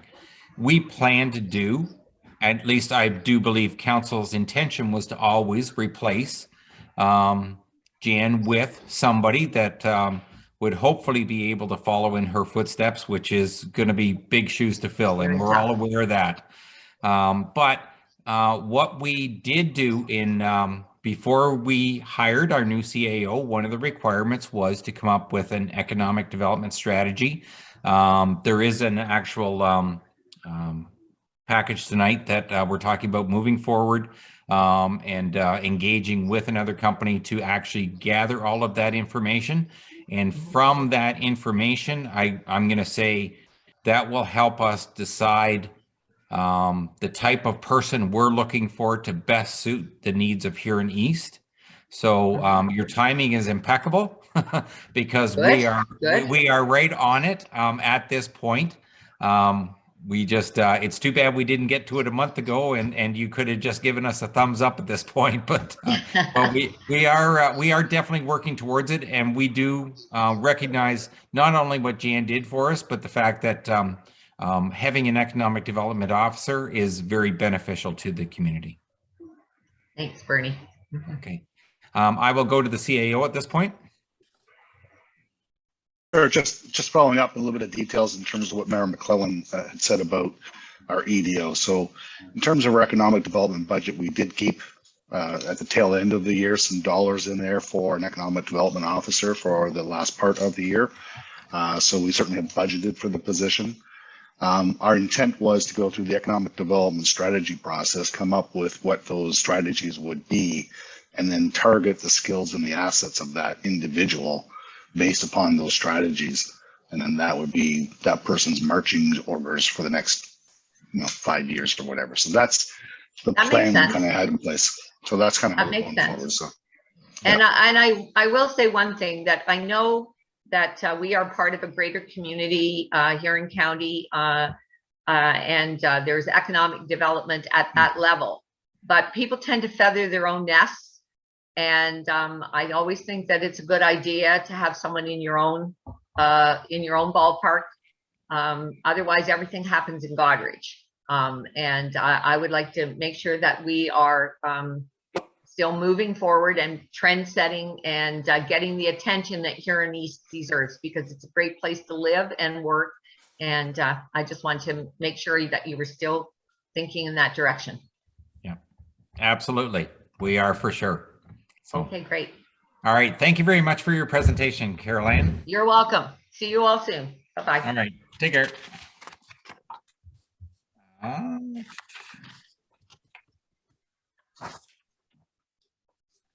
I believe I'm at, I think I'm all goofed up here, Jessica, but am I at 8.1 at this point? Yes, you are, Mayor. Okay, thank you. So 8.1 site plan control, pole subdivision, duplex, dual sixplex. Can I get a mover and a seconder, please? Moved by Councillor Steffler, second by Councillor Morrison, that the council of the municipality of Huron East consider a bylaw for a site plan control agreement between the municipality of Huron East, pole quality homes for development of 2 6-unit townhomes on Linda Drive within phase 2 of the pole subdivision, Seaforth, Ontario. So I will turn this over to the CAO and he can bring us up to speed. Yeah, this is fairly straightforward report. So council is well aware, we've gone through the subdivision agreement for pole subdivision up in the north end of Seaforth. This is just a site plan control agreement to establish their dual sixplexes on Linda Drive, which is at the north side of Linda Drive, which is sort of almost the south half of that phase 2-3 section of the development. I'm happy to answer any questions council might have. Any questions of council at this time? Seeing none, then all in favor? And motion carries. Thank you. And then I go back to the CAO for Robert Street Development Agreement. So Robert Street is where the Trailblazers Home is proposing to develop Robert Street, which is currently an unopened road allowance off of Market Street in Seaforth. And the lots on the east side of Robert Street are already registered lots. So they exist as lots now and are zoned for development. This development will include construction of the road, servicing, stormwater management, and the construction of 7 structures on 7 existing lots. That would consist of, well, it would be 14 residential dwelling units, so semi-detached buildings on each of them. So we're really creating what I would call a bit of a development agreement to put the servicing in on our roads. So it's kind of like a pre-servicing agreement go forward, but it's not quite a subdivision agreement either. This development is preceding the adjoining proposed plan of subdivision on the former C4 school property.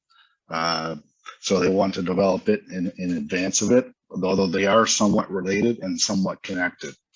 The development has incorporated, this development has been incorporated in the overall stormwater management plan for the Robert Street parcels, as well as the former C4 school property subdivision plan. It does have its own separate, distinct stormwater system, though, that's been put in place. Staff and the municipal engineer have reviewed the overall stormwater management plan and the stormwater management system for Robert Street and are satisfied with the proposed works. The stormwater management system for Robert Street will maintain stormwater drainage on an interim basis, and emphasize that interim basis, at an increase to overland flow depth of about 5 millimeters within Market Street for the 100-year storm event.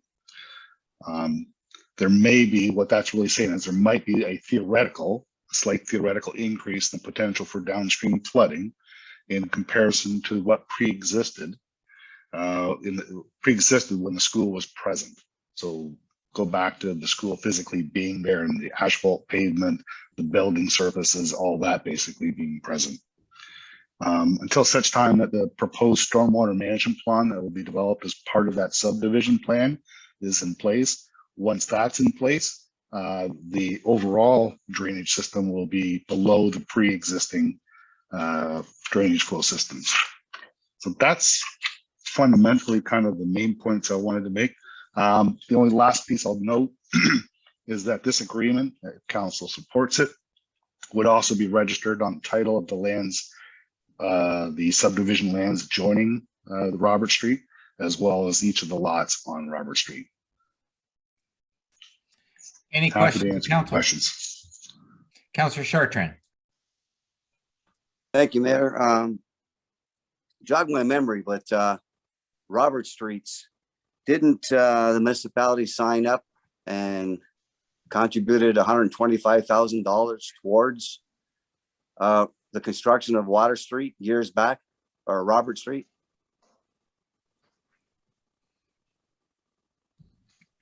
Hello? Yeah. Yeah. I wasn't sure who was going to answer. Yeah. I'm aware of that, but it's not incorporated in this agreement, no. My understanding was that when the previous owner sold the property, that the new owner would also be entitled to receive that $125,000 for Robert Street construction. I don't disagree with you at all, Councillor Chartrand. That was my understanding, was that the that agreement was to survive the sale from the previous owner to the current owner.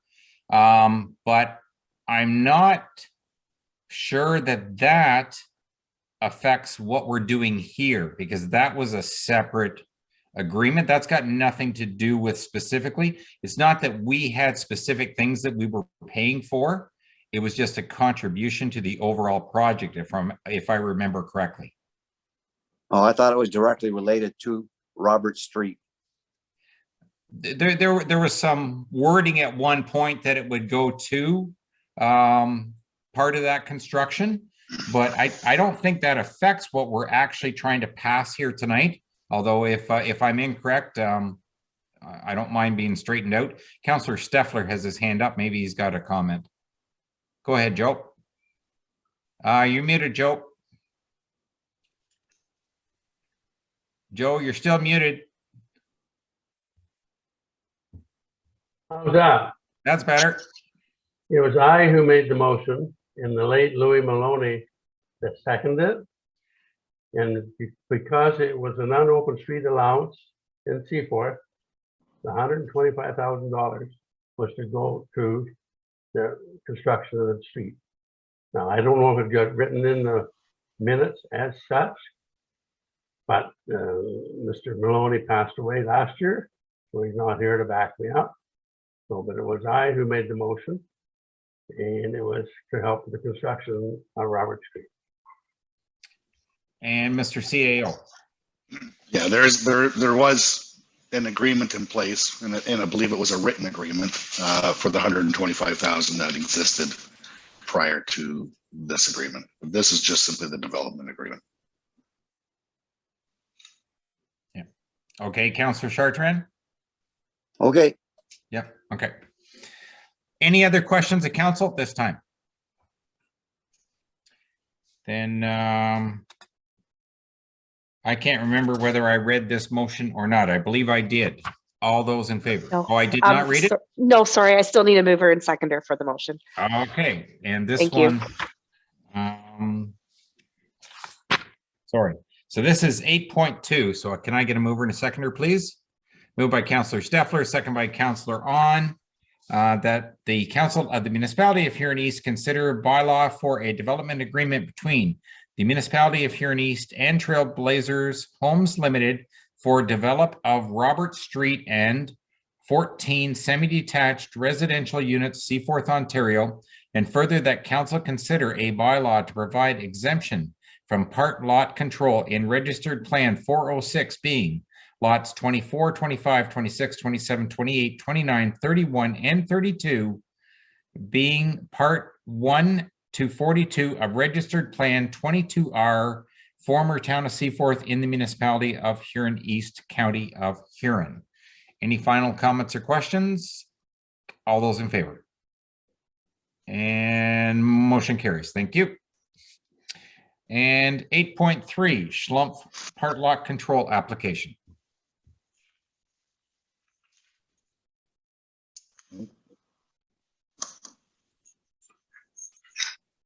Hey, Schlumpf part lot control application.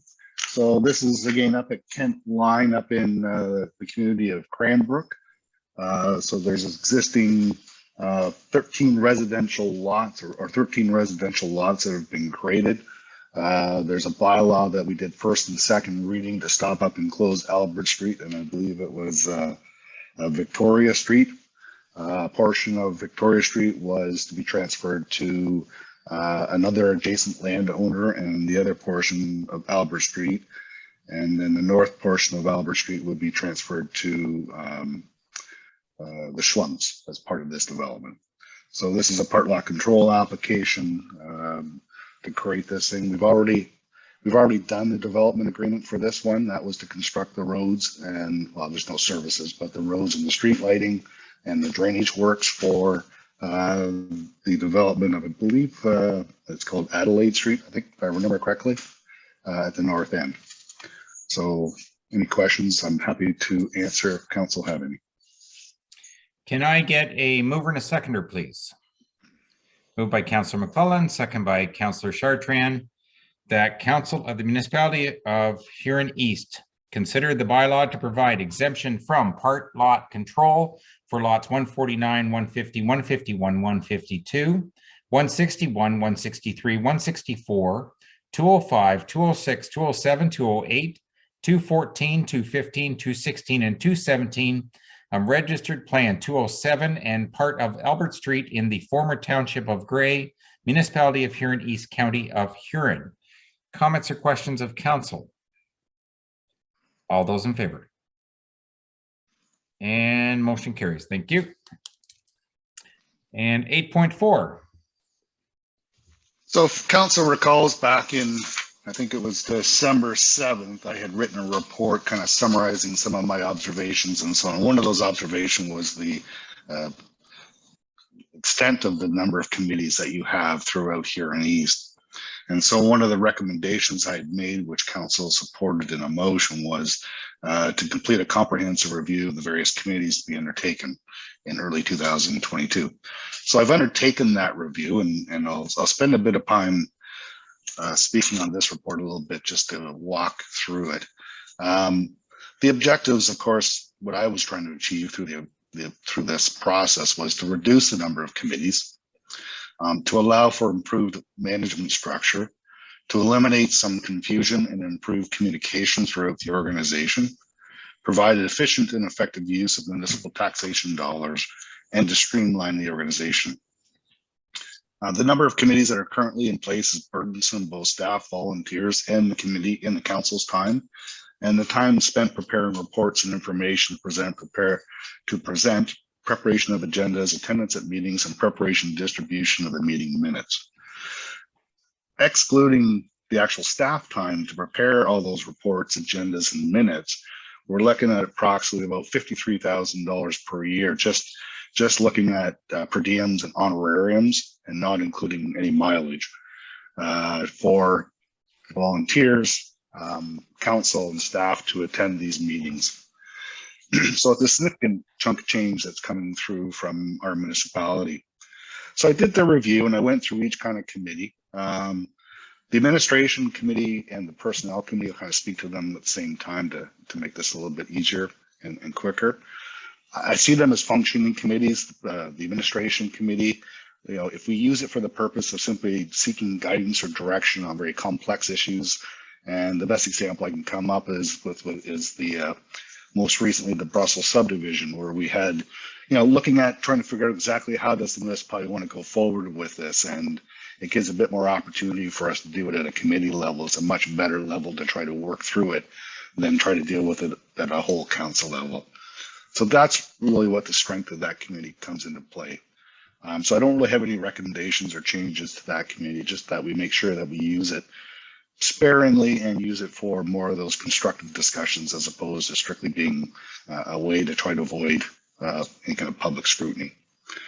The personnel committee has pretty specific mandates. The one main one that's kind of written in your existing policies is that that committee has the authority to look at and review and agree with annual grids or annual salary grid reviews up to what the cost of living index is based upon a specific time period each year. But it's also could be used for any type of pay equity discussions if we're having those conversations, which we are. One of the recommendations last year was to do a pay equity review this year. And it might also be a place where we have more detailed discussions about some of the employee policies and things like that if they need to be created or more complex ones. So that's kind of how those committees work. The Water Sewer Committee serves, it's a functional committee, and it serves its purpose of meeting some of the legislative requirements in terms of water systems particularly. Allows us to be able to present those monthly, annual, quarterly reports to council or to the committee and via them through council. So that meets the statutory requirements in terms of water systems. So I'm not recommending any changes to that committee there. The 3 recreation committees, I've had some conversations with some members of the committee. I've had some conversations with some of the chairs of the committees. I've had conversations with the municipal counterparts, that would be Morris Turnberry and West Perth CEOs in terms of those committees. And they take a lot of time. The way they're written, as their agreements between the 2 municipalities are written, they're very much specific in terms of having to meet monthly. I find that's probably a bit overkill in terms of the amount of work that they need to do. And the term management committee, I quite frankly struggle with from the standpoint that I've run into circumstances where some committees have actually directed staff, and then staff go do something and there's no accountability for it from a management perspective. So from my standpoint, I need to know what staff are being told to do and what they're doing, and the direction should be coming from my office, I guess, in this case, for recreation committees, and not through a management committee. The recommendation can come to me from a management committee, but not a direct direction, I guess is the word for it, for lack of a better term. So it's a bit challenging that way. I participate in some of them. I think they're good information sessions. I think that we're providing good information to some of the committee members, but I think there's more effective ways to be able to try to provide that information, either through newsletters or monthly report updates that can be provided. So looking at the committees as a whole, I'm actually recommending, and I'll speak to it a little bit later, in terms of creating a Huron East-wide recreation committee that would include council members, representatives of the other 2 municipalities, as well as some public members. So a bit of a blend of all that together, and look at recreation as a holistic level across Huron East. The other challenge I find a little bit with the individual recreation committees for each of the centers is that they operate almost somewhat like silos, that they don't have the same organizational procedures there. And so there's different agreements for renting halls between each of the facilities. They're not standardized. They have different processes. And so if we've got everything standardized into one central location, it certainly would help us in terms of that process, and give us a little bit more continuity, and I believe provide a bit better level of service that we can provide across the board. So that's recreation committees. Also had some conversations with our fire chief in terms of the fire boards, which are also part of agreements between 2 partner municipalities. Speaking to the CAOs for those 2 as well, they didn't feel they had concerns with those committees being disbanded. The main thing would be is making sure that each of the fire stations would provide a quarterly, or probably a quarterly report that we simply can circulate to council as well as to those other partner councils as well, just giving the same type of information. And so still serving the same purpose that those committees were serving, but simply doing it through a more of a communication channel and a direct communication through those reports. The 2 trusts would have to remain based on how they were established. The Huron East Health Center Management Committee and the Brussels Medical Dental Building. I'll speak about those 2 next. I think they were probably established at the time that those, I guess, buildings or those assets were acquired and were being developed, and they probably served a very strong purpose at that time. I think we're at that point now where those buildings should be managed through a staff operation in direct connection to them. So we have staff resources that can manage those facilities, make decisions in terms of what budget needs to be due, manage the leases, manage the lease agreements, schedule and coordinate various maintenance things. those all should be done from an administration standpoint as opposed through a committee process, which can make it a little bit more burdensome and challenging. So would like to see those two committees, I'm recommending those two committees be disbanded. And all these disbandments would happen effective with the new council term. Economic Development Committee, I'd keep that committee, but I'm still suggesting that it become a bit more of a public and council member format, whereby we would have a mixture of public business representatives in the community that would be part of that Economic Development Committee, as well as our council representatives. Other than that, most of the committees will kind of remain the same. And I've given you kind of a bit of a blended version of what I'm recommending in terms of going forward with the various committees. I'll speak a little bit more about the Huron East Recreation Advisory Committee. Looking to try and recommending that consists of 5 Huron East council members, 1 from each ward, 1 Morris Turnberry council member, 1 West Perth council member, and then 4 Huron East public members, 1 from each ward of the community centers, and 1 at-large member. So that gives a fairly good cross-section representation across Huron East that represents the individual community centers, but also represents the holistic idea of Huron East as a whole. And their terms of reference would be to focus on identifying or improving recreation opportunities at all public and private facilities and parks throughout Huron East on a coordinated fashion. So I'd be happy to take any comments or questions. So a couple more points I'll make. We would reduce the committees by roughly about 9 different committees, or we reduce the meetings by about 40 a year. And we would probably see something in the neighborhood of about $24,000 worth of savings in terms of costs for per diems and staff time.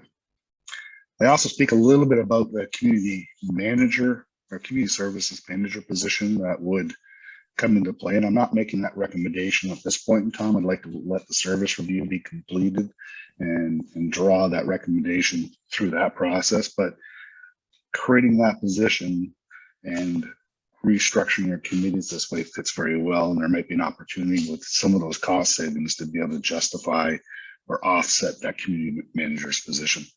That community service manager position would, it's not set in stone, but it could certainly include all your parks in terms of managing as a holistic level, all your recreation facilities, all your existing buildings, facilities, town halls, libraries, all of those facilities. And then they would also reduce the number of direct reports to the CEO. That person would report to the CEO, but they would also supervise with the building and property coordinator, cemetery maintenance personnel, the facility managers, the 3 of them, the daycare operation, as well as the building service and planning coordination. So I think there's some opportunities to go through that. Next steps, if council supports the proposed changes, we certainly want to consult and bring the respective councils on board. So that'd be West Perth and Morris Turnberry. Make sure that they don't have any concerns. I think the intent here will be to improve communication with all the various partners that we have in the form of recreation. Committees would be notified that if they're going to be disbanded at the end of this term. I'm recommending here that, not recommending, but it's one of the next steps I suggest, is that council should provide some acknowledgement and appreciation for the various public committee members that have served both formally or served formally on all our committees. That could be in letters, public statements, plaques, and informally through barbecues, appreciation dinners, recognition event, or something like that. Then upon the inauguration of the 2022-2026 term of council, the various public committee vacancies for these various committees can be posted, and council could appoint the council representatives. Happy to answer any questions on that report. Before I get to council, I just want to jump in here for a second. I was aware before the report got to the package of what the report was, but just to let council know, although I didn't necessarily agree with every section of it, I do think that some changes need to be made. And I'm willing to accept the package as a whole for the simple reason that as a council, each of us probably might have a different area that we have a problem with. And if we start to pick it apart, we're not going to end up with anything other than what we've got right now. And I think we've already heard some numbers tonight that we need to become more efficient. And I'm a firm believer in the fact that there are sometimes some of these committee meetings I go to that don't need to be every month. In fact, some of the ones that I sit on that such as the landfill and the recycling board and things like that, we've already agreed on our own that to do them quarterly, because staff are more than capable of doing the month-to-month stuff. We're made aware of anything coming up, and if there's ever an emergency, you can always call an extra meeting. But there's no need to drag people out for a 45-minute meeting that really doesn't accomplish anything more than just here's an update on exactly everything that goes on month after month after month kind of deal. So I certainly do want to hear comments of council, but and it doesn't matter which one which ones I might have had a concern with. I think as an overall package, it makes sense and it's worth trying. There's nothing stopping council from changing again.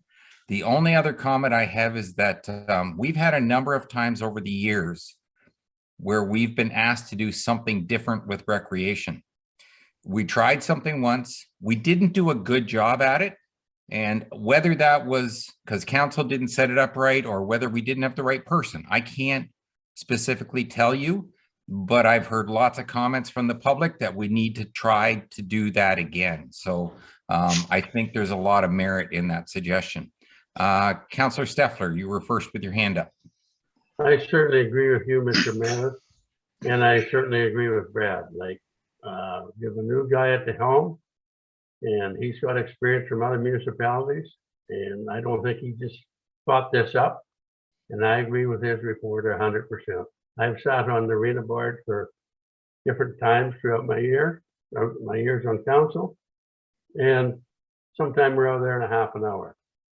Doesn't even make sense as far as I'm concerned. So I agree with you, Mr. Mayor, and I agree with Brad. I couldn't agree with you more. It's worth a try, and if it doesn't work out, you can always go back. Thank you, Joe. Deputy Mayor. Thank you, Mr. Mayor. I agree there's a lot of good points in this, but there are points that I would like to see fine-tuned or changed.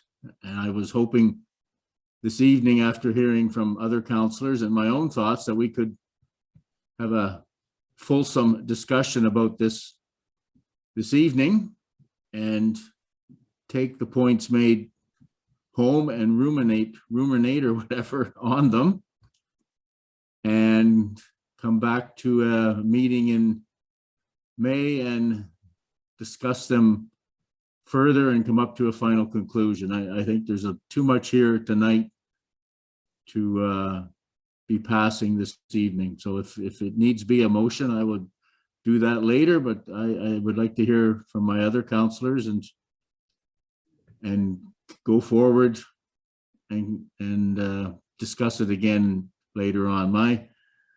My first point would be the arena boards. I really think that Vanastra is a separate entity from the two arenas, with the gym and the daycare and the program they have in the summer, and the fact that it operates high intensity year round. I don't think you can lump it in with the arenas. I do agree with putting the arenas together. I think a committee of 11 people plus staff is a little large. I don't know how much you would accomplish with that many people and that many opinions. It's good to get different opinions. I think that could be a bit smaller, and I would like to see some changes in the arenas as well, and I would hope that committee could come up with that. the comments about the small parks and the cemeteries, I wondered if when that came about, if the same counselor could be on the 3 cemetery boards and the ballparks as well.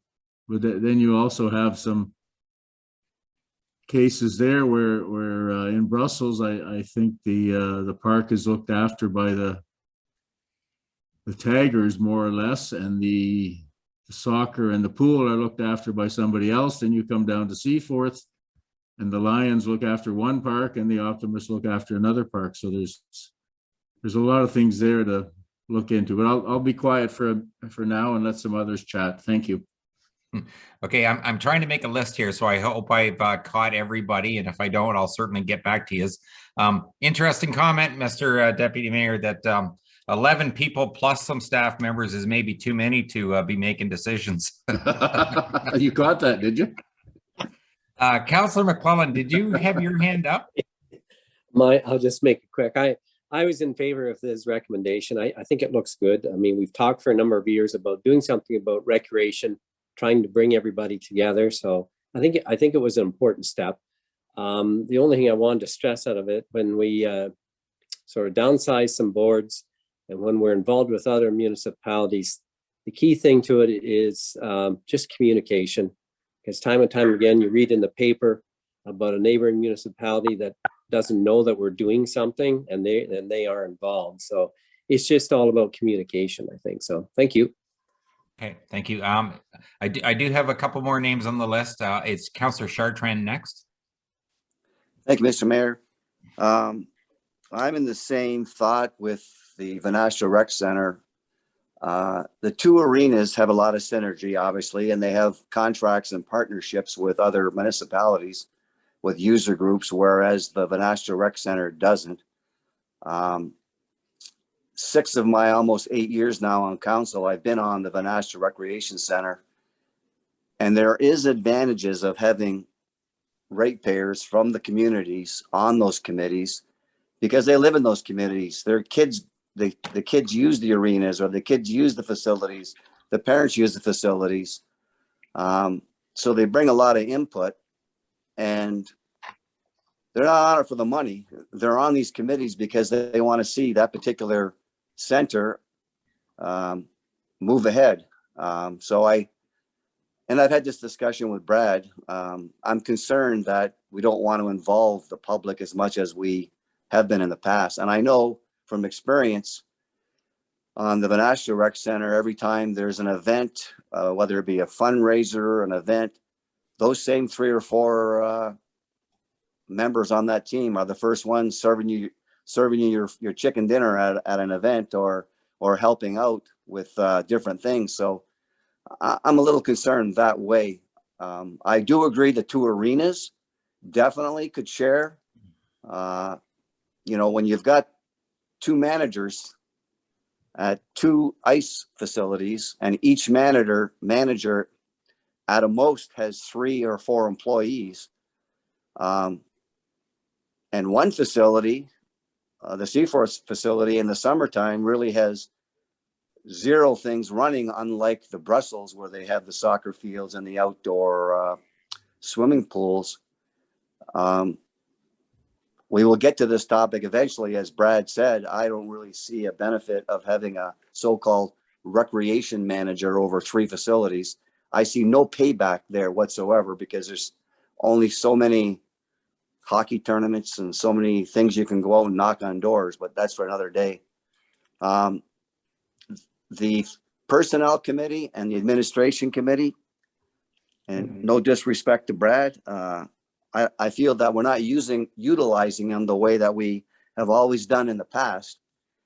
And I would be in favor of actually combining the administration and the personnel committee as one.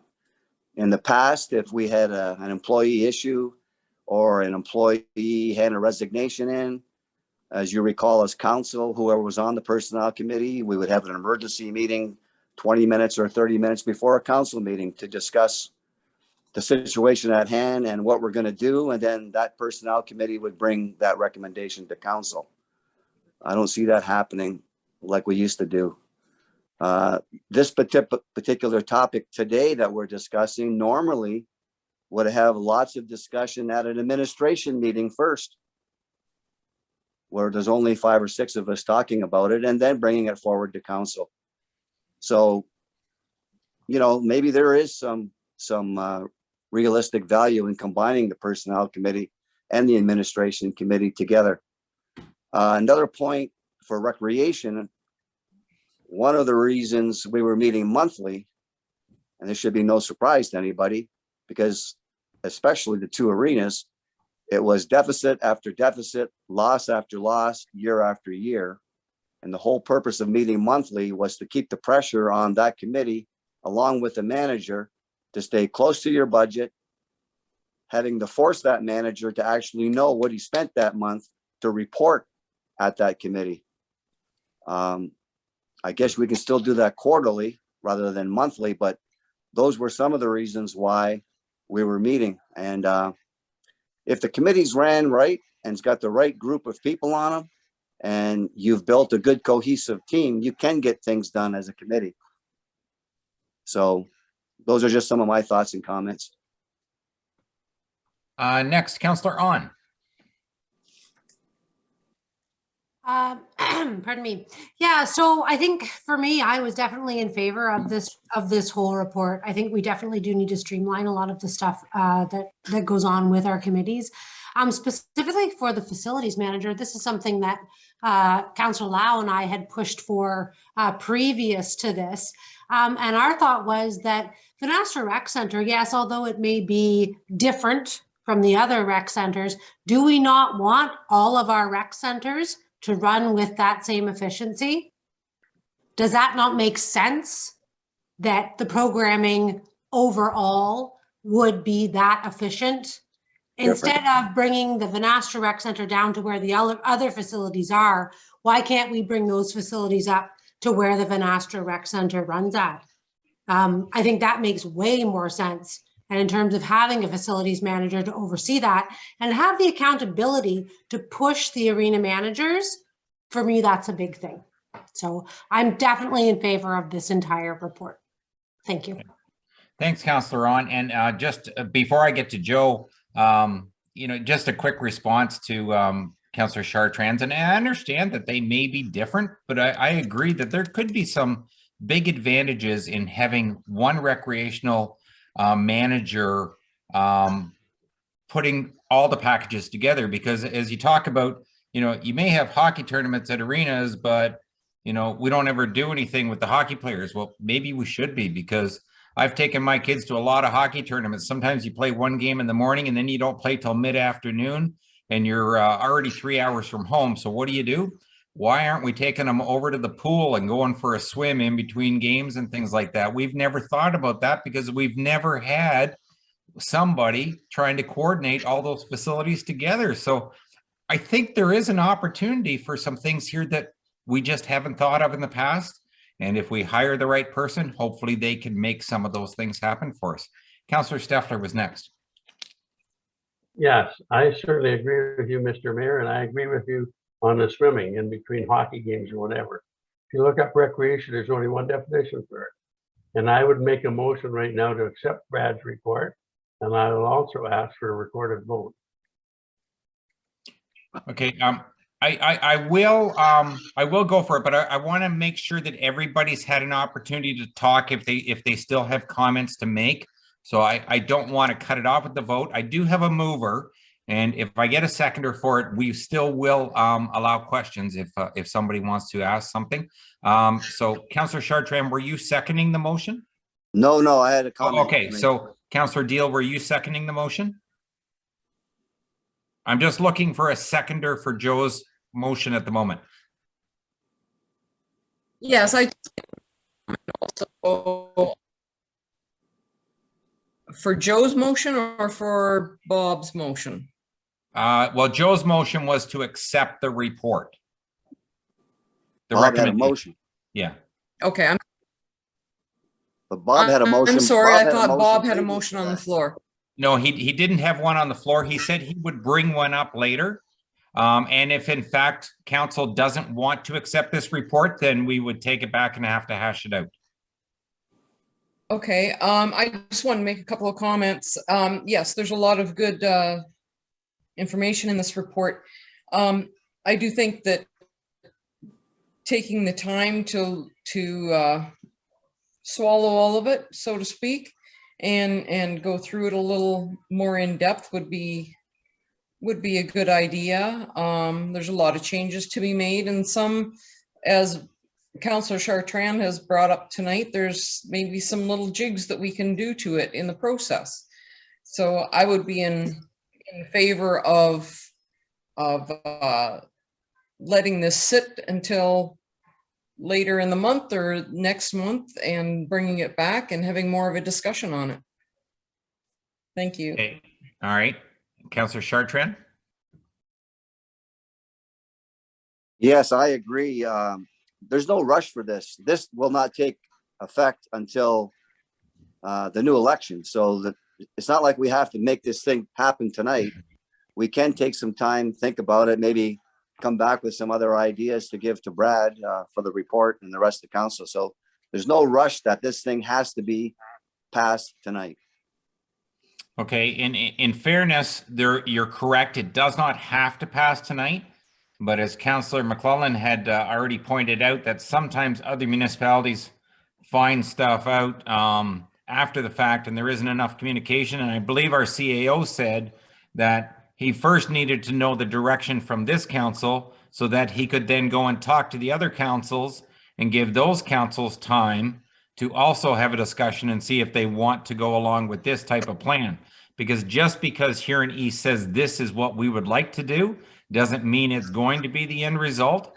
And so it will take a bit of time to get through our partners also. So please don't try leaving this till August, because I don't think you're being fair to any of our partners if we did that. Councillor Wilby was next.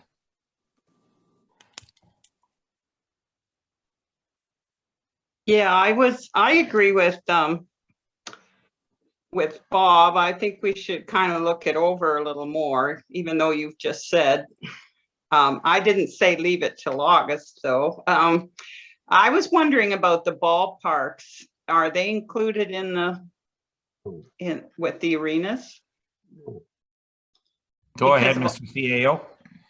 I didn't include them in there at the time. And I think the biggest challenge I had with the different smaller ballparks was that those kind of committees, if we want to call them that, functionally actually do a lot of work associated with those facilities in terms of booking them, doing the maintenance on them, turning the lights off and on, and things like that. So struggled a little bit with trying to abolish them because they kind of exist, that volunteer group exists as that committee. So I left them alone. Certainly, I'd like to see that Huron East Recreation Program Committee, that advisory committee, look at them as well and consider them in the whole. So don't ignore them, but certainly the Huron East Recreation Advisory Committee would look at recreation across the board, including those ball diamonds.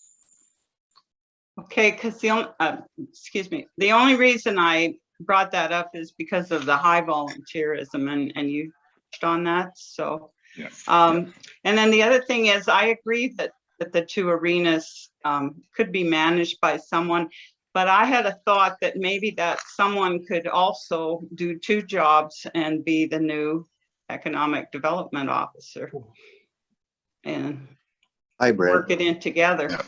Yeah. Go ahead, Mr. CAO. I'd like to speak to that, and I think Councillor Chartrand's also kind of referenced this concept to me. And I'll be honest, guys, I think you guys are going to really struggle having somebody who's going to do both those jobs well, because a recreation person and an economic development person are not the same people. They don't have the same skills. They don't have the same traits, and having them try to do both those positions, they will fail. I can almost guarantee it. So I think you need to have separate positions. I know it's a way of trying to save a little bit of money, but I think the reality is they're not the same people. They've got different educational backgrounds, different skills and traits, different characteristics. different management responsibilities. It would just be, it'd be too much in its own in terms of a position. And I'd like to wait to see what our economic development strategic plan says too, in terms of what is the goals that you guys want to achieve and what the community wants to achieve, to see what's the workload going to look like for that position. But yeah, but I don't think trying to create a hybrid, that type of hybrid would work. No issues with hybrids, just not that one. I think I would have one other concern, and this is just from historical data. And I don't think anybody's going to argue the fact that Jan Hawley probably put in at least 60 hours a week doing economic development. And if you were to split the economic development job with somebody else, and the new economic development officer was only putting in 20 hours a week doing that part of the job, I'll tell you, I think you would very quickly get pushback from the businesses in here in East that the job wasn't being done, and there would be nothing but a lot of complaints at that point, would be my concern. I think whoever we bring in is going to have big enough shoes to fill, and that they better be spending 100% of the time that they're working for the municipality trying to catch up where Jan left off. Councillor Steffler again. Won't we get into a lame duck thing with the council, so we can't be battering this around for all summer long? So lame duck council can't make a decision for the next council. That's a good point, and I did not take that into consideration. Certainly, if council wants to sit on it for the next meeting or the meeting after that, that won't create any challenges in terms of your decision-making process. But respecting both, that we need to consider the other councils in terms of their input as well. Councillor Dalton. I just wanted to add to what Councillor Chartrand and Councillor Willoughby brought up about the volunteerism. Has been a big help and a big value in here in East. I think when you look at little parks like Cranbrooks and maybe Ethel and Walton, Winthrop, they've caused, they don't go to here in East for a lot of their volunteer jobs that is done by the locals. And I wonder if that might affect them if everything was kind of looked after by the municipality itself. So we just don't want to lose our volunteers. Yeah, and I certainly think that was addressed, and that's why the ballparks were not listed at this time, because of the fact that they're not really as much council driven as they are community driven. So at this point, we're not going to make changes to them. Just see if in fact the director had something that he could do to add to help them out. Yeah. Exactly. Thank you. Councillor On was next. That's good. I would just say I would second Joe's motion. I don't see why we wouldn't go ahead and push this through. If you have concerns, has Brad ever said, no, don't send me your concerns? Could we not, if you have concerns, could you not write them out for him so that he could get going on setting up something with the other municipalities that are going to be part of this? Councillor Steffler. Yeah, would it be possible, Brad, would it be possible for you to get for more Sternberry and West Perth, or would you rather go with a decision from us and then tell them?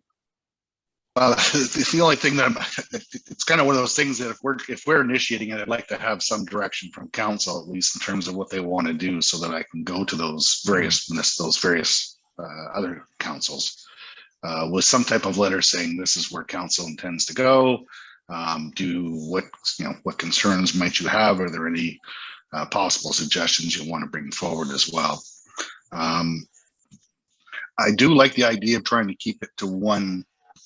Save and accept the minor ball that are more volunteer driven. I do like the idea of trying to keep it as one recreation committee that's dealing with all three committees. And I do respect what Councillor Chartrand is saying in terms of that there is a lot of community involvement with each of those centers. And I'm not by any means trying to suggest that community involvement needs to go away. Certainly, I think I'm truly actually hoping by the process of creating these committees and by the process of creating potentially that position that we're going to have much more engagement with our community and our community stakeholders as part of that process. I mean, everything I'm trying to basically bring forward at this point is trying to improve that communication process, both from a community structure standpoint, in terms of our communication plan, in terms of our engagement platform, our strategic planning process. This is all about trying to get more public input and more direction through the public in terms of what we should be doing and giving that guidance and information to council. So I think it all fits together, and I know that you've got some concerns there, and I'm trying to address what your concerns are. I respect what you're saying, each of you, but I think you'll be satisfied, or I think the structure will certainly help guide the municipality going forward in terms of how to deal with the recreation programs. And I think the obvious goal here is to try to provide better value for money, be efficient and effective, and certainly provide a good level of service to your community. And I think the way I've set this up will achieve that. Mr. Deputy Mayor, I think you were the last person on the list. Thank you. I really want more discussion and more time on this. I guess we have a motion on the floor to deal with. And if that motion doesn't pass, then I would like to make a counter motion, but my thoughts are we need more time to discuss these matters, especially the recreation. That seems to be the one on people's minds of those who took the time to speak. The fact that we got healthcare in there as well, and buildings to look after going forward. There's more than just a half-hour discussion here as far as I'm concerned. Thank you. Okay. I guess the bottom line is that there's been a request or a motion and moved and seconded to accept it as is. The other option will be is that if this fails, that there will be a request to give, I presume, council, not staff, because staff's already provided their recommendation, so that it would be council that comes back with their suggestions and justifications of why we should make a change to this and do something different. So I will call the original motion. It has been requested as a recorded vote, so Jessica has popped up to take that, and then we will proceed. Thank you, Jessica. Okay, so the motion on the floor is to accept the committee appointments as noted in the report from the CAO. The recorded vote has been requested from Joe Steffler. I would put a yes if you are in favor to proceed as it is written, and no if you are against. So Councillor Steffler. Yes. Councillor On. Yes. Councillor Morrison. Yes. Councillor McLellan. Yes. Councillor McGrath. No. Mayor McClellan. Yes. Deputy Mayor Fisher. No. Councillor Deal.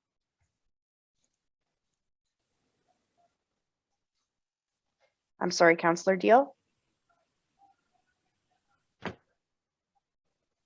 No. Thank you. Councillor Dalton.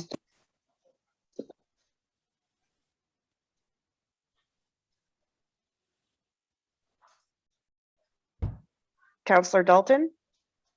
She was just on. She she was trying to unmute, and I think she clicks the wrong thing. No, it's poor internet. No. Okay, thank you. And Councillor Chartrand. No. And Councillor Wilby. No. So that is 5 yes and 1, 2, 3, 4, 5, 6 no's. So that was defeated. So, Mr. Deputy Mayor, you had suggested earlier about an extension So is there any reason that the members of council that would like to see some changes couldn't have those ready for the next council meeting? And I was thinking the first meeting in May. But I'm sorry to interrupt you, but I guess my question is, if you don't think this is right, then I'm assuming you already have an idea of something you'd like to change. So if the council members that voted no should all either be able to send in something in writing to the CAO to see if there's a way to combine those concerns, or we just bring them back and each of those members have their comments at the next council meeting. I would like to hear from the other people then, if they want 2 weeks or a month. I'm leaning to the month, please. It's your motion, Bob. I don't really think we need a motion, but I'm willing to make one. I thought we could just do this without a motion. I would make a motion then that we bring the CAO's presentation back to the first meeting in May for further discussion and passing. That's not right though. We want time to change it. So I'm confused, Mr. Mayor. I'm sorry. They get together and talk about it or present our changes to Mr. McRoberts. If he agrees with them, he comes back with a new package. I just don't know. I don't see this evolving smoothly in 2 weeks. Go ahead, Brad. What I might suggest, and you guys can debate whether it's 2 weeks or a month. That's here nor there. But I think what you guys could do is submit to me what your comments are or what your recommendations might be in terms of amendments, and I can bring back a report that lists what those amendments are. And then if there's any of them that I agree or disagree with, I guess I could incorporate some of them or not. But certainly I can bring them forward so that at least council has a consolidated version of all the different comments from council that they can bring forward, so you can have a bit more of a holistic discussion, whether it's 2 weeks or a month. I don't care. Okay.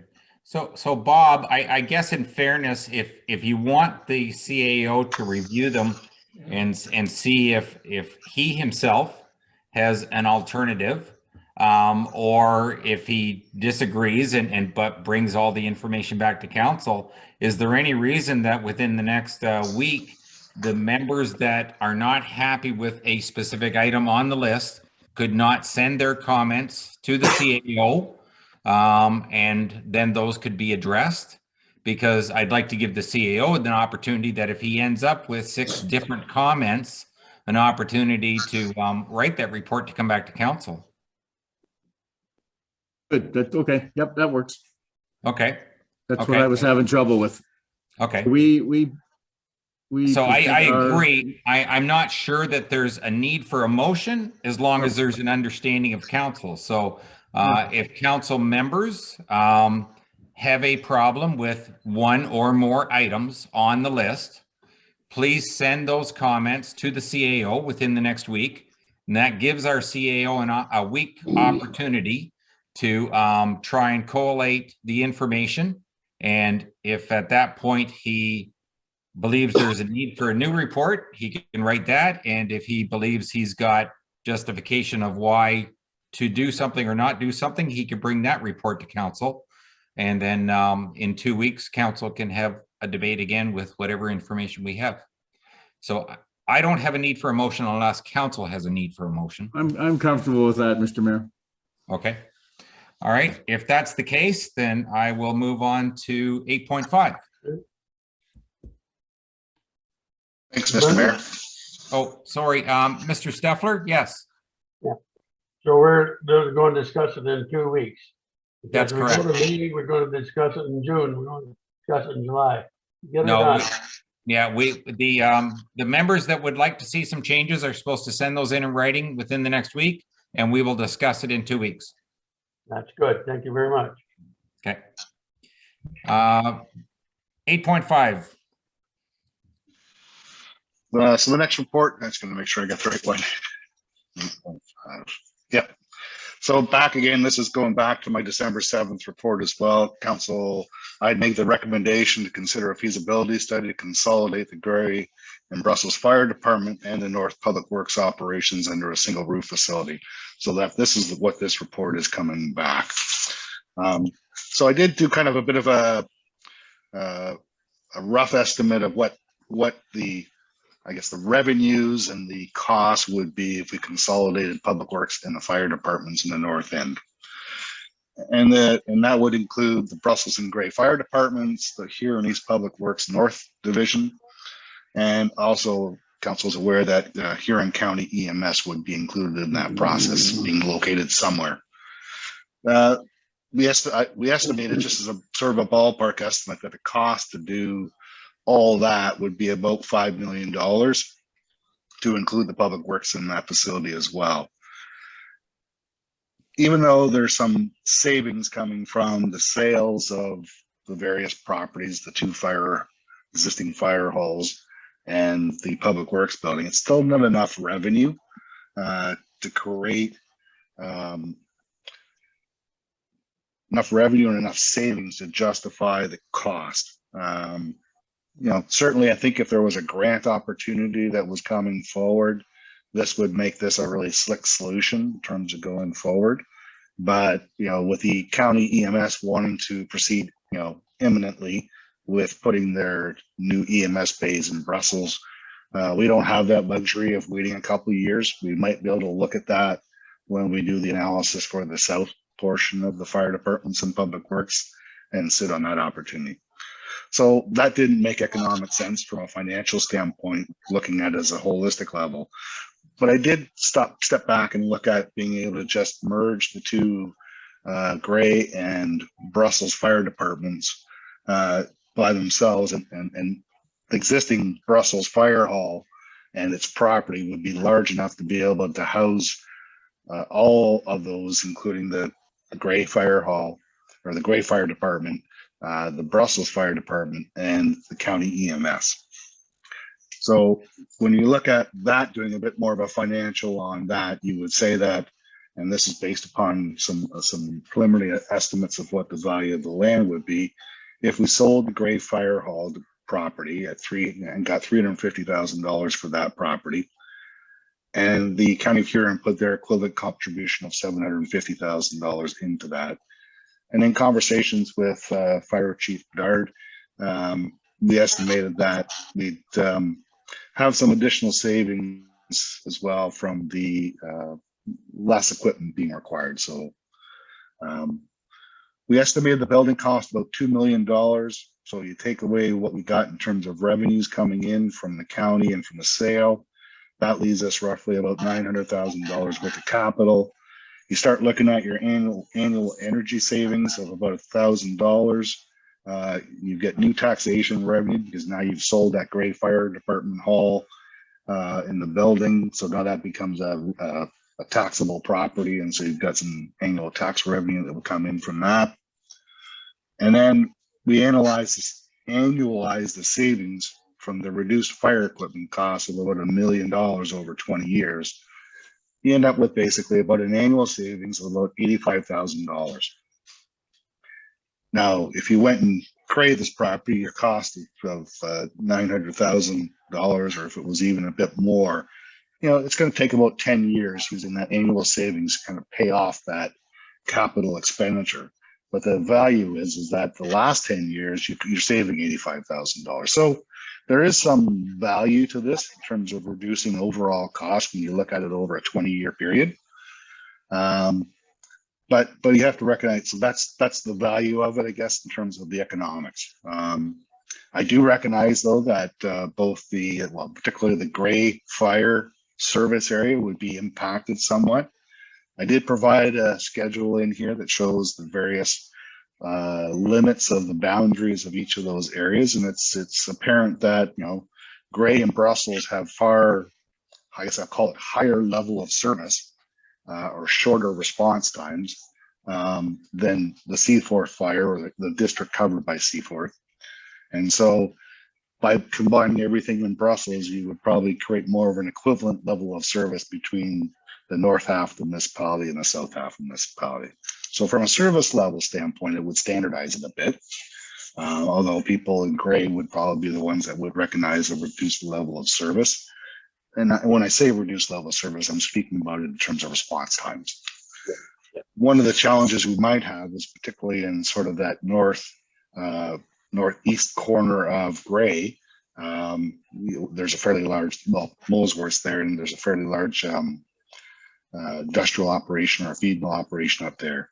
And so we'd want to make sure we support them well. So I think what we'd also recommend if council was to consider this, and that at this time, I'm only asking for you guys to consider the concept. We would try to entertain some type of a automatic aid agreement with the municipality of North Perth to be able to support that small area up in the north, I guess the northeast corner of Gray. So that's kind of where we're at with this thing. What I'm really asking for council to do at this point in time is to give us some direction whether they want us to continue to pursue this. And we will go through the process of doing some consultations, certainly exploring costs a bit more, creating some concept drawings as to how this would all play out.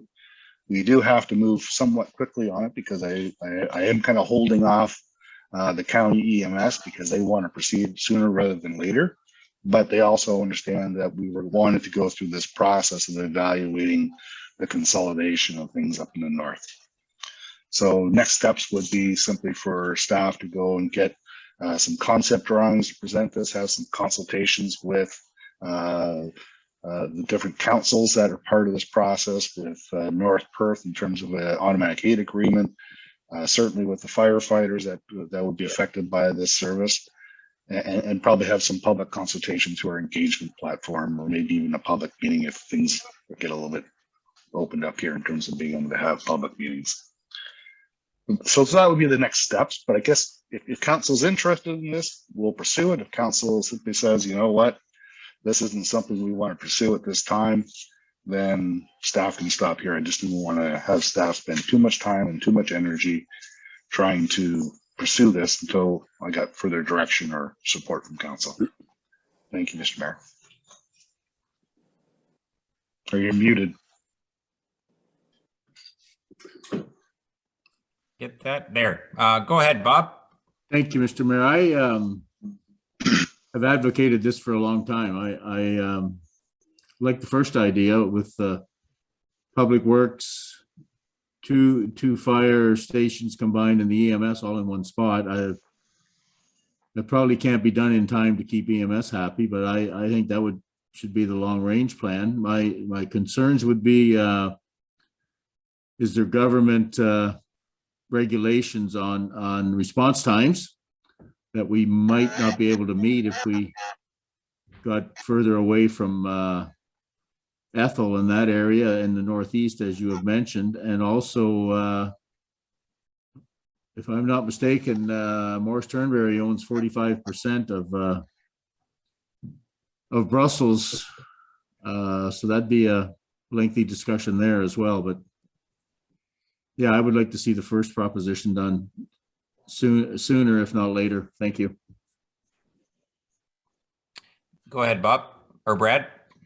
I just want to follow up a couple of the comments. I don't believe, and correct me, Marty, if I'm wrong, but I don't believe there's any legislative requirement for response times. It's strictly up to you as a council to establish what your response times would be. That's the level of service that you have the rights to provide.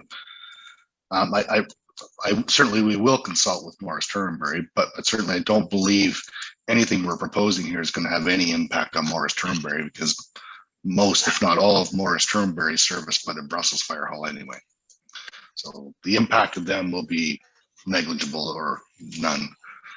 It'll primarily be affecting the Gray Ward.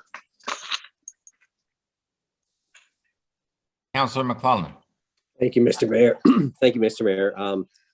Yeah, this is a tough one, so it is. I think we as council always have to be looking for ways that we can save money and still provide a good service to our ratepayers.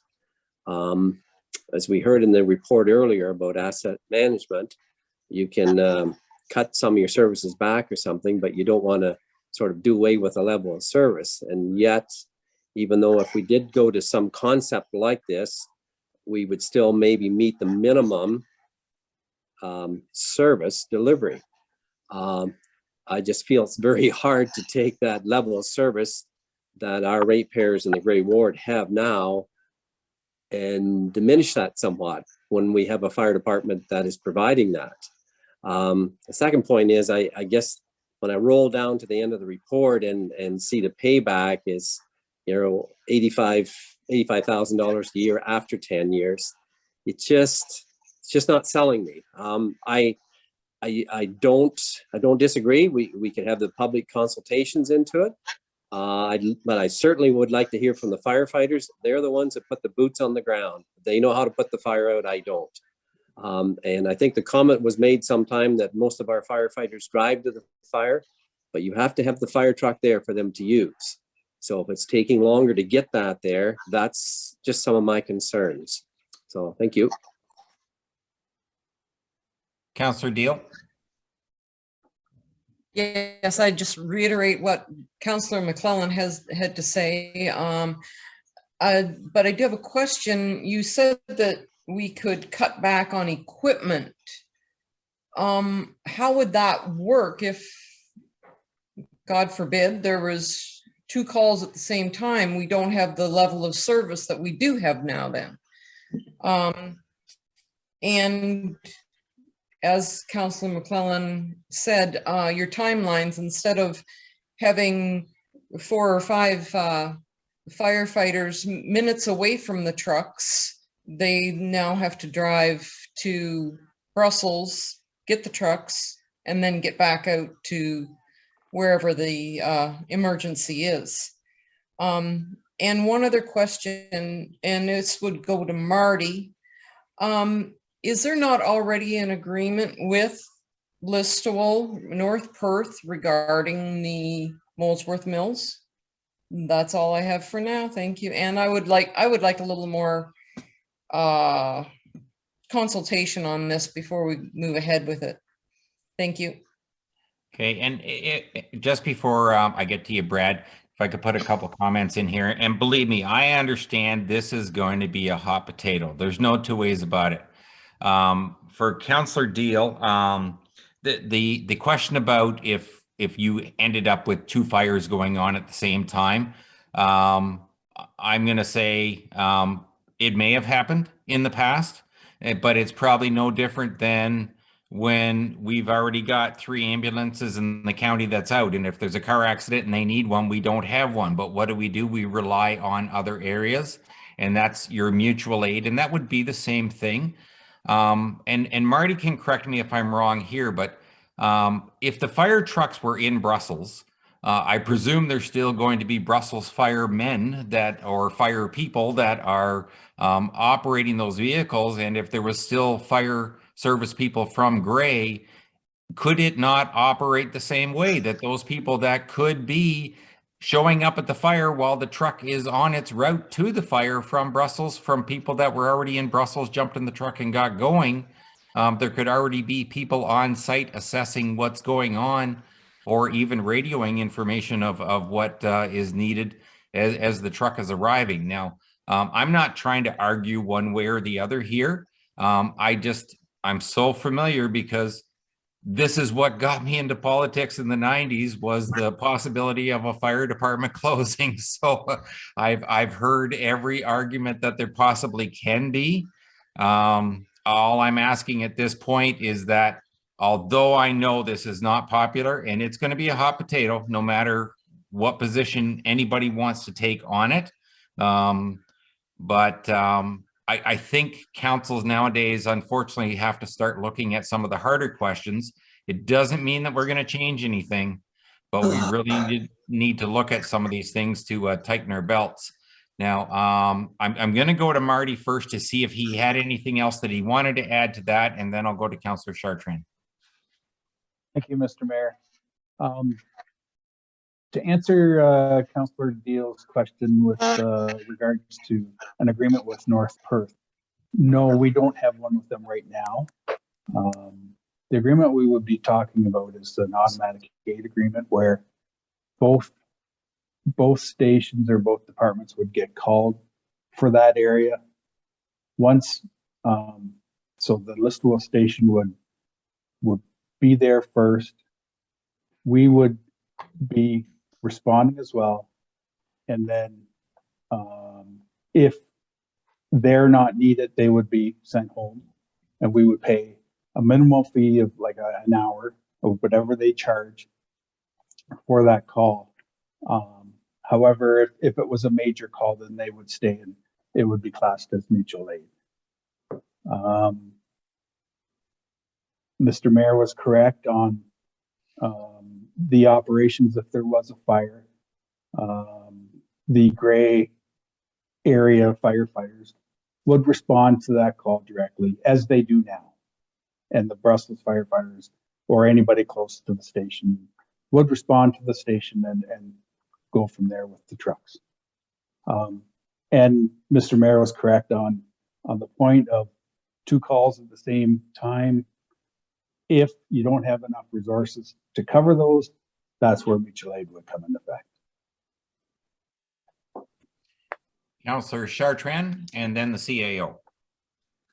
Yeah, my concern is timing of this. We started off our meeting tonight listening to the asset manager portion of it, saying how we got to increase our taxes by 4 or so %. We seem to think that we've got this well of money at our hands. We've got the Brussels Arena on the plate. We don't know where that's happening at. We got the Brussels subdivision going on our plate. We don't know where that's happening at. And now we want to spend another 5 million or so on a, you know, if all this is happening at the same time, I don't know where we're going to get the money for it. That's my concern. Okay, Mr. CAO. Just this isn't a $5 million one. I just want to make sure that's clearly understood. I think that I ruled out that the 5 million option really wasn't a viable option for us. So we're looking at a much less type of cost for this one. But recall the fact that we're already talking about an expansion of the Brussels Fire Hall by 1.5 days plus the county EMS. So really all I'm doing is kind of making the hall just a little bit bigger. So it's just that little incremental bit of cost. And that's why the savings from both the equipment and the energy savings justifies it over a 20-year period. So a couple things I just wanted to follow up. I think I certainly recognize, Council, I'm not naive that this is a hot potato subject. It's always a difficult subject. But I feel that we need to have the conversation, and you guys need to be aware of what that's my job is to give you options in terms of being able to reduce costs. So I do bring it forward. I think I can't remember whether it was Councillor McClellan or Councillor Deal had referenced. I just lost it. Oh, the equipment savings cost. So I think the intent there was the equipment savings cost would be that you don't necessarily need to have 2 tankers, 2 ladder trucks, 2 pumper trucks. Now you can reduce some of that fleet down. And so you have a smaller amount of fleet being used at one facility. You don't need to have duplicates of everything like you do currently now. So that's where your equipment saving costs would come in.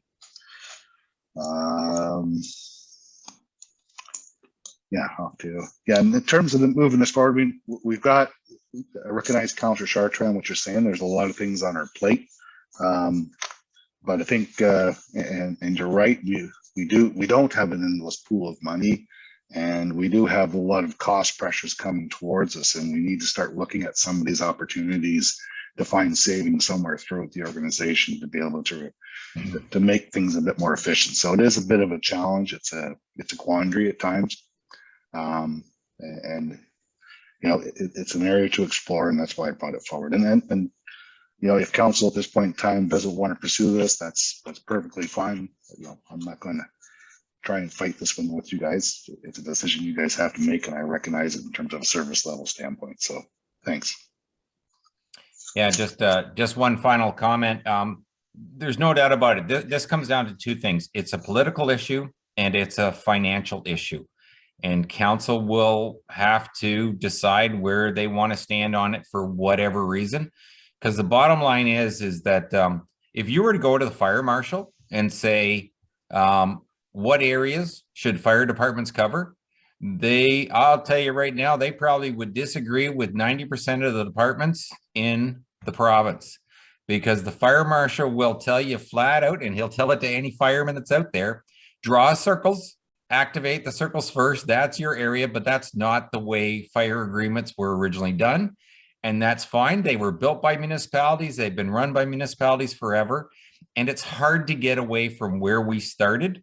So I fully understand that it's going to be a political decision, and either we want to just leave it alone, or if we do feel that this is something that would be needed down the road or is a good move down the road, then it's something we can tackle. But it's pretty straightforward. It'll be our decision, and it'll come down to one of those two things. So I'm not sure what council wants to do at this point. There is a printed motion in the package. Councillor McClellan, go ahead.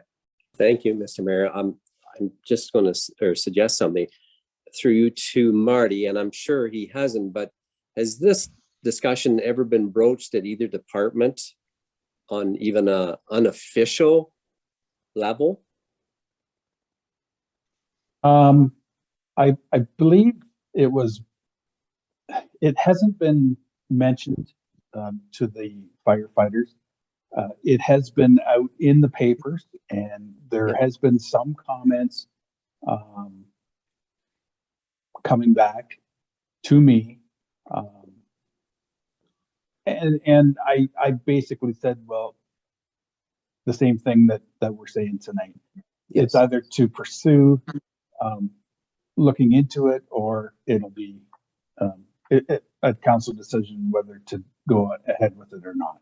So to answer your question, yeah, it's been out there in the papers, but I haven't officially spoke to the firefighters about it. No, and that's fair. So it is, and I didn't expect you to. I just wondered if there was talk out there, like I'm more than willing, and I'm sure my counterpart, Councillor Deal, like we'd be open to sit down with the firefighters and get some feedback from them. Because like I said, I'd like to hear from the people that have the boots on the ground. Like, could this in any world work at all? Just to feel them out. And maybe just saying this, it might end up in the paper and we might hear from them anyway.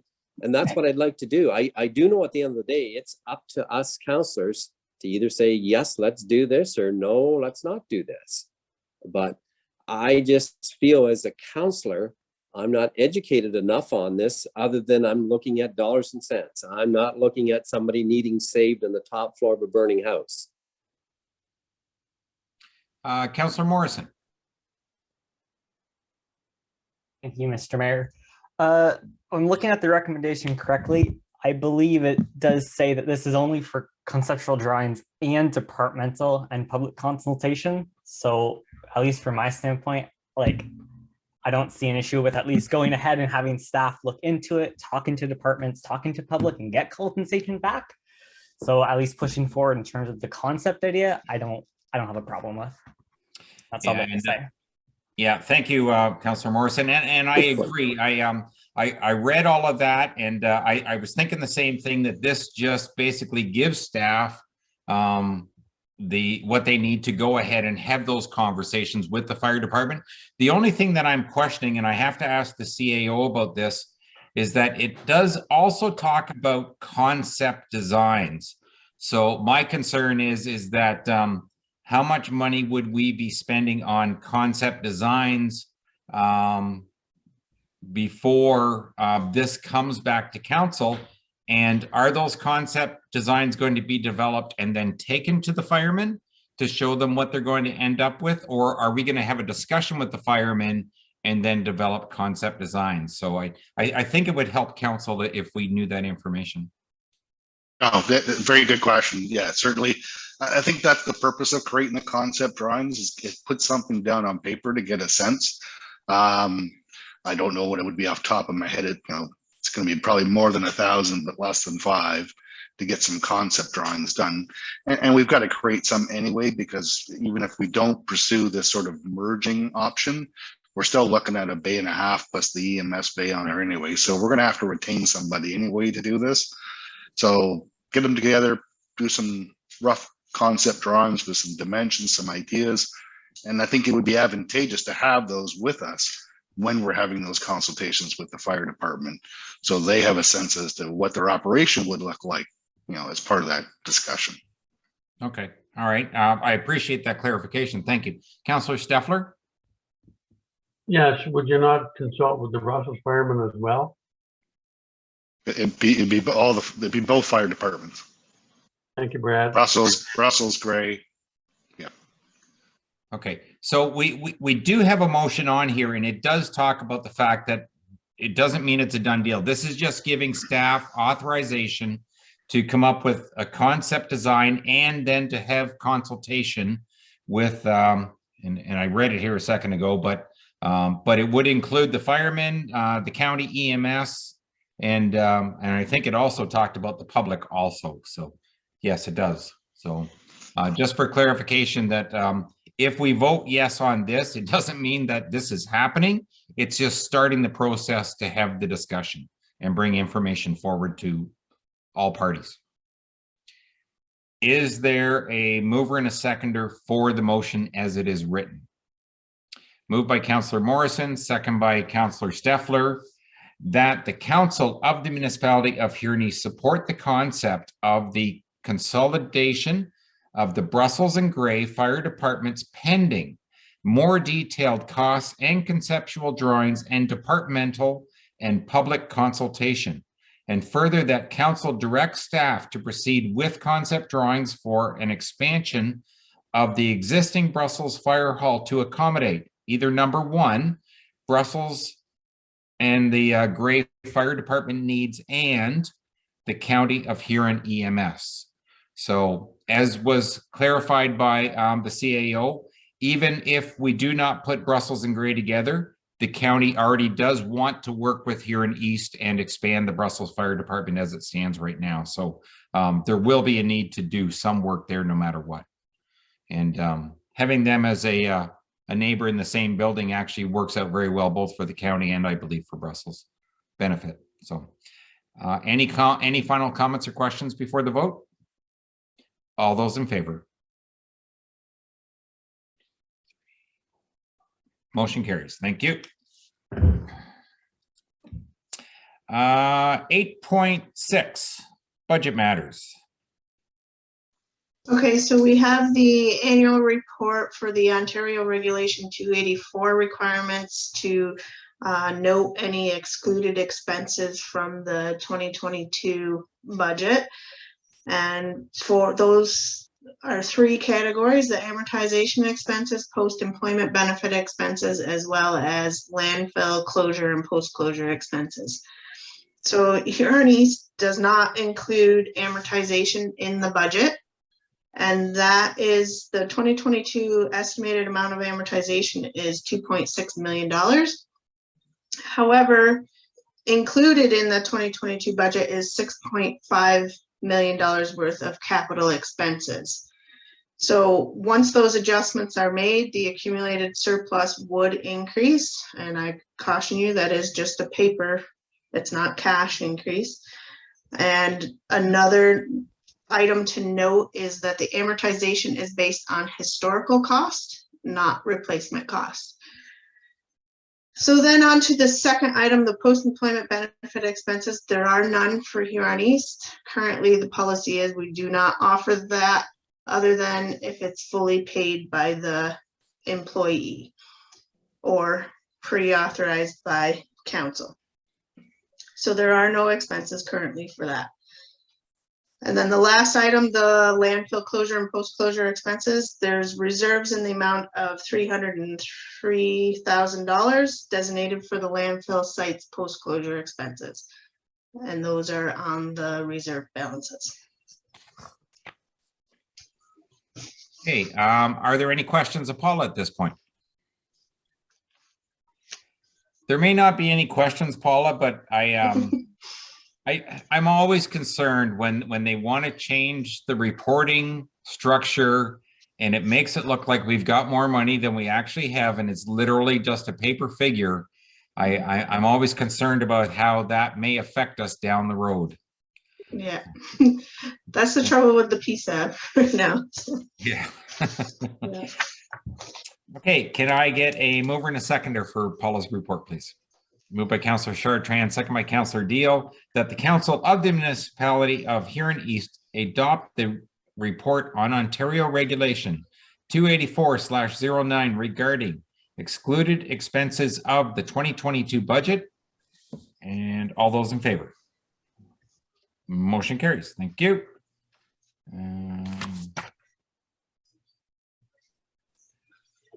Now, was the 8.7 included in that then, Paula?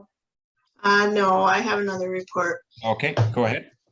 Okay, so in light of time, I'll just quickly highlight a few key items because Jordan did go through a lot of my report here, and I did summarize each of the categories, some of the highlights as far as the replacement costs, the percentage of assets that are in fair to good condition.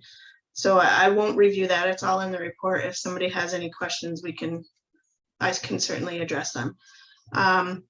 So as Jordan said before in his presentation, there is a $5.5 million annual funding gap. And to achieve sustainable level and eliminate that gap, it's recommended for a 4.2% tax increase over the next 20 years. However, you will note that Council did approve in 2021, so it is included in the 2022 budget, a 2.1% capital levy increase. So what that does is that will double the time frame till you reach sustainability. So it'll be 40 years instead of the 20 years projected. So by 2062, at the 2.1% capital levy, you should reach sustainable funding for your assets. And in the report, it also addressed the rate systems, the water and the sewer, and the shortfalls on that. It recommended a 2.2% increase and a 1.3% increase for the water and wastewater respectively over 20 years.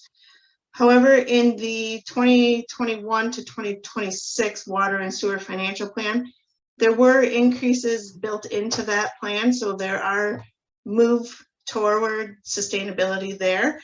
And in that plan, there was a range from a 7% to a 22% over those 5 years increase to the various systems.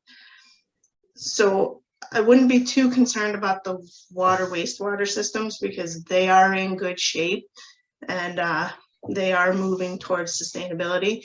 That financial plan is reviewed every 5 years, so there'll be a new one coming out in 2025. And as noted, our current asset management plan as presented tonight brings us to the requirements for the July 1, 2024. So those are all met. So now we can start focusing on the 2025 requirements. And that is the proposed levels of service, how they'll be achieved, and the costs associated with that. For the improvements to the asset management plan data and stuff, there are a few projects included in the 2022 budget, and one being the service delivery review, which will help with our proposed service levels going forward, as well as in 2021, we signed a work order for Public Sector Digest to help us reconcile the citywide inventory to the GIS inventory for the water and sewer assets. So that'll be a one-to-one reconciliation, and we'll be talking apples and apples instead of apples and oranges now. And that is currently gearing up and coming underway, and it should be completed in the next couple months. And then the final project being covered under the municipal modernization funding in 2022 is we're implementing the route patrol artificial intelligence. So it's going to help with the roads patrols out there and condition assessments on the roads and any other assets. Oh, sorry, my dog is barking. And we're gonna add additional GIS linking and data improvements. And then as well as improving on-site training for the maintenance manager for asset or for staff so that they utilize and we can get the key performance indicators tracked and reported on through there. As well as the final item in that project is implementing the citywide decision support module. And that is going to help going forward with your service level scenarios. So if you want to propose that, okay, we're going to combine for example, the Brussels and Gray Fire, how is that going to change our service levels? Is it going to impact them negatively, or is it going to keep them relatively the same on a financial standpoint? So those are the projects that are in the 2022 budget, which are moving us towards those requirements for the 2025 regulations. So that was just my summary for that. And if there was any questions, I can answer them. Paula, I don't want to get into a big argument, but I want to fight over this one a little bit. Okay. Well, if we just stick with the 2.1, and believe me, I'm not trying to raise taxes any more than we have to do the job we need to do. But if it's actually supposed to be a 4.2 number to begin with, the bottom line is that it won't just take twice as long because you've now got extra inflation. And I mean at normal inflation, not what we're dealing with right now. But by the time you get 20 years down the road, you still haven't got close to covering what you needed to if we only go the 2.1. In fact, I suspect that if we did a spreadsheet, you'd be somewhere between 30 and 35 years before we actually got to the amount of money we need to, which is really tough to do because it's not a one-time bite off at 4.2. It's 4.2 this year, and add another 4.2 next year and another 4.2 the year after.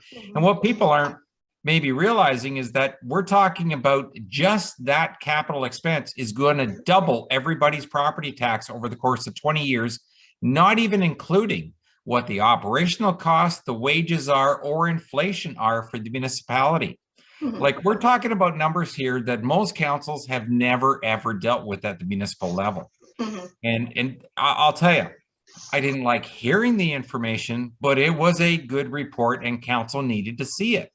And it's something we are going to have to deal with. And I know the county's been dealing with it for a decade, and it's a good thing we started 10 years ago because it's going to hurt, and it's going to hurt bad at some point. And we're trying to get our ducks in a row so it doesn't. And we need to get on the bandwagon with the information that you've got for us right now. And this is not something we just keep pushing off till next 6 months and 6 months and 6 months, or else you just never get to it. So thank you very much for that information, Paula. Was I wrong with my kind of guesstimate numbers there, or? You're right. You're right. When you add inflation in, it's going to extend it out. I just did a simple calculation. Yeah, okay. Kind of cheating. And I do want to say to council that in 2021, we did do a lot of projects. We did have that T13 bridge, which is a $2 million bridge. So that's going to benefit the asset as well. The bridges will look a lot better because that is renewed now, where it was failing before. Another thing is, it does only look at the sustainable funding. It does not look at any of our one-time funding grants that we're receiving. So and it may not be as bad as it says. And since both the province and the feds have so much money to hand out right now.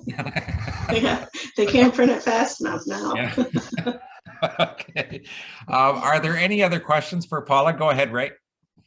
Yeah, I think in what you're saying, Mr. Mayor and Paula, what that report basically is the absolute worst scenario. It doesn't take in consideration the grant money and all the other one-time things that come. It's the absolute worst scenario. That 4.2% might be 3. Like, they don't take account, and it only ended at 2020, Paula, that report? Yes, the data was in 2020. It didn't take in consideration all the stuff that we did in 2021 and 2022. So it's the absolute worst scenario. Mhm. They wanted to make us feel real bad, I guess. No. And it's a very fair point that you're making, Councillor Chartrand. The problem is if we bank on government grants and they don't happen, it puts us behind the 8 ball. The advantage we always have is that if we get a government grant when we're doing a project, we know we can always loosen the purse strings a little bit for the ratepayers the following year or that year. But we should always try and be self-sufficient, and then any gravy we get, make sure that the ratepayers receive the benefit from it. How does it affect it, Paula, when we try to use the gas tax for our bridges? I mean, how does that affect this whole asset management thing? We have accounted for the gas tax to be allocated to the bridge category. However, with that funding coming in for that $2 million bridge, it'll make it look a lot better. So I would say your bridge category isn't anything to focus on. I would focus on the roads first, facilities, those 2 categories for sure. Okay, thank you. Yeah. Any other questions of council? Okay, can I get a mover and a seconder, please? Moved by the Deputy Mayor, second by Councillor On, that the March 21st, 2022, Section 78, oh, sorry, I'm reading the wrong one. That the Council of the Municipality of Huron East adopt the report of Ontario. Is that the same one? Sorry. This one is, there's no motion for this one. Sorry about that, folks. No. It's just information only. I do need a mover and a seconder for the municipal officers' reports. And I believe I just had, I can't remember, Councillor Chartrand and Councillor Deal, that Huron East Council received the following reports of municipal officers as presented. One from the CAO, to the finance manager, treasurer, deputy clerk, and all those in favor. And motion carries. Thank you. Correspondence.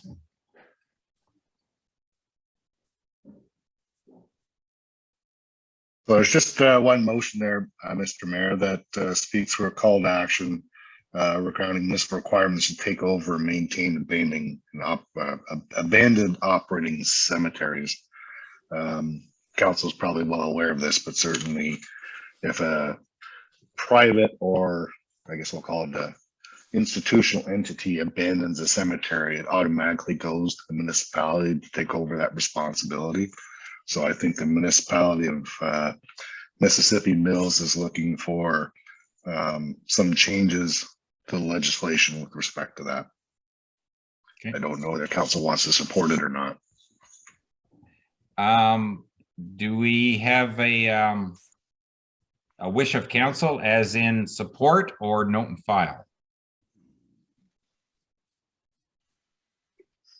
I need a direction from somebody.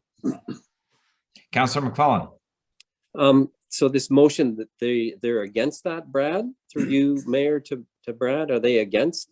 Because I thought that's the way it was. If somebody abandoned it, it was obviously turned back over to the municipality that it was in.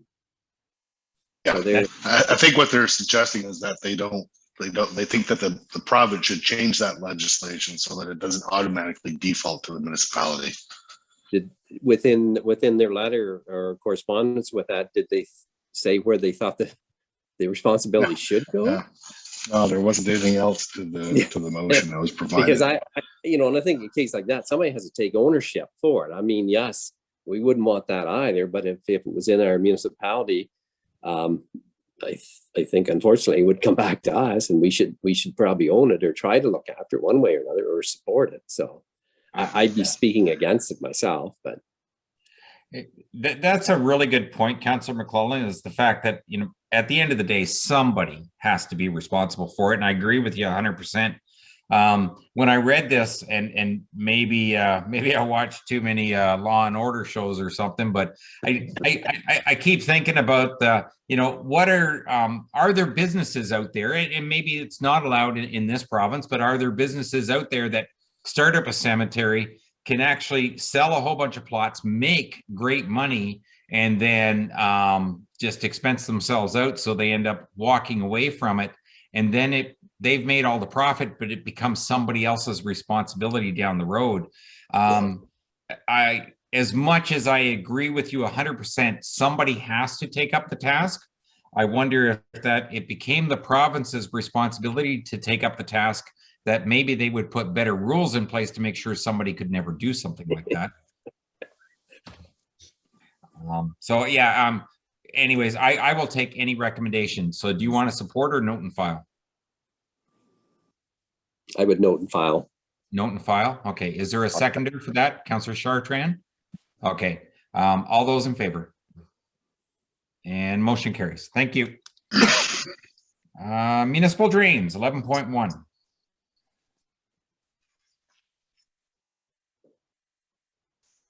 Yeah, do you want to speak this one, Jessica? Sure. So we just had 2 improvement requests come through just 2 weeks ago, I guess that was on the 21st. One for the Dill drainage works and one for Charter's municipal drains. Sorry, I'm looking at 11.1 and 11.2 together. We're just requesting that Dietrich Engineering look at the one for Dill drainage, as they did it in the last capital report that we had. The applicant did request Headway Engineering, but we did talk to them, kind of requesting why we're not familiar with that engineering group as much. They had just been recommended by other people, but we're happy to go with Dietrich Engineering as part of their request. And the other one, we're just recommending that RJ Burnside go through with the Charters branch H, as they also did it in the last request as well. I did include maps of the location of the drain request and where the property locates for council's information. Okay, thank you. Can I get a mover and a seconder for 11.1, please? Moved by Councillor Wilby, second by Councillor McClellan, that the March 21, 2022 Section 78 request for a municipal drain improvement request by Kevin Richard Haney, Part Lot 3, Concession 1, Tucker Smith, Dill Drainage Works Municipal Drain be accepted, and that council instruct Dietrich Engineering Limited to prepare a report 30 days after notification to the conservation authorities. All those in favor? And motion carries. Thank you. Mover and a seconder for the next drain. Moved by Councillor Morrison, second by Councillor Deal, that the March 21st, 2022, Section 78 request for a municipal drain improvement request by Veens Poultry Inc., Part Lot 31, Concession 31, Tucker Smith, Charters Municipal Drain Branch HB accepted, and that council instruct RJ Burnside Consulting Engineers to prepare a report 30 days after notification to the conservation authorities. All those in favor? And motion carries. Thank you.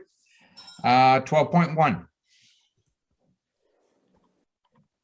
It looks like our planner, Jen Burns, has left the meeting, but the 12.1 and 12.2 are the recommendations from our public meeting earlier. So 12.1 is the O'Rourke zoning bylaw amendment for Lot 1, Concession 5. This was for the additional transport truck parking spaces on their property.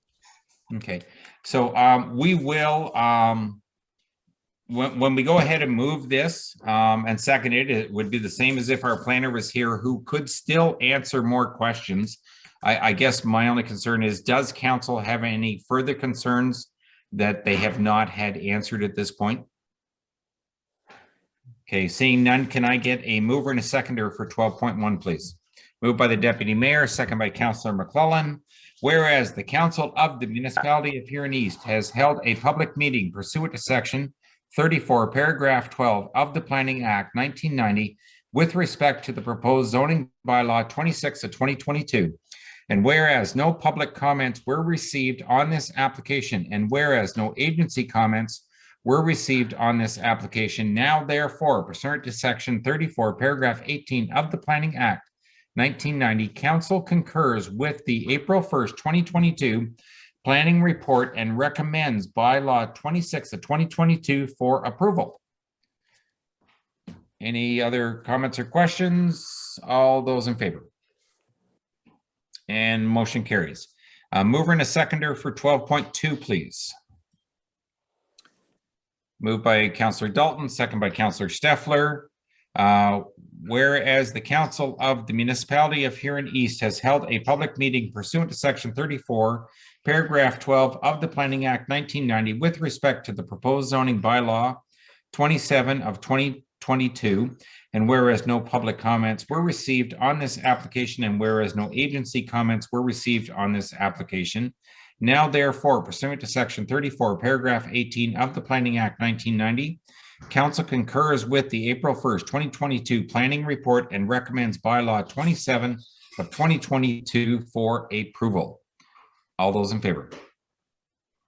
And motion carries. Thank you. Under council reports, are there any reports from members of council at this time? Deputy Mayor? We C4 Centenaires were victorious. So we have had a bet with Central Huron. So I'm looking forward to taking over some jerseys and the flag. And also part of the bet was lunch for the two councils to get together. So stay tuned. Okay. You can hash that out with them tomorrow afternoon. Yep. Councillor Chartrand. Yes, just some information. One of our employees at the Vanastra Rec Center, Robin McClinchy, took it upon herself to do a fundraiser to help pay for families for kids swimming lessons. She swam in our pool 10 kilometers, took her 3 hours and 20 minutes to do it. And the last count, she's raised $2,500 and money is still coming in. So this money is going to be used to help subsidize families to pay for swimming lessons for kids. It costs $90 per child for swimming lessons. And we're going to decide whether we're going to subsidize half of that or all of that, because if we go half, then that's more families that we can help subsidize too. So it was streamed live, so people got to watch her swim, and she did a great job. Also, on the April 24th, there's another fundraising event at the Vanastra Rec Center. It's called Try a Try, which is short form for a little mini triathlon, where you swim 15 minutes, you spin bike 15 minutes, and run 15 minutes. We're hoping to get 50 people sign up for it, and that'll be a fundraiser for the rec center as well. Okay, all right. Thank you for that information. Any other reports of councilors? Deputy Mayor again. Mr. Mayor, that effort that young lady did, that just dazzles me. Is there any way we could send a letter of commendation or thank you or whatever from the council to her? Absolutely. Something like that? Yep. Go ahead and make the request. I make the motion. Okay. I second it. Okay. That we send a letter of thank you and congratulations for the effort that they've put forward and the money that they are raising for those families. All those in favor? And motion carries. Mr. Deputy Mayor, do you have anything from County Council at this point? We have, I know it's getting on, but I like this one. I'm going to have a contest. If any of my fellow councilors can tell me how much money Huron County is spending on road paint in the next 2 years, and the closest one I'll buy a coffee for. And don't go online and check it out. We have no report on the charging stations yet. It's still a work in progress.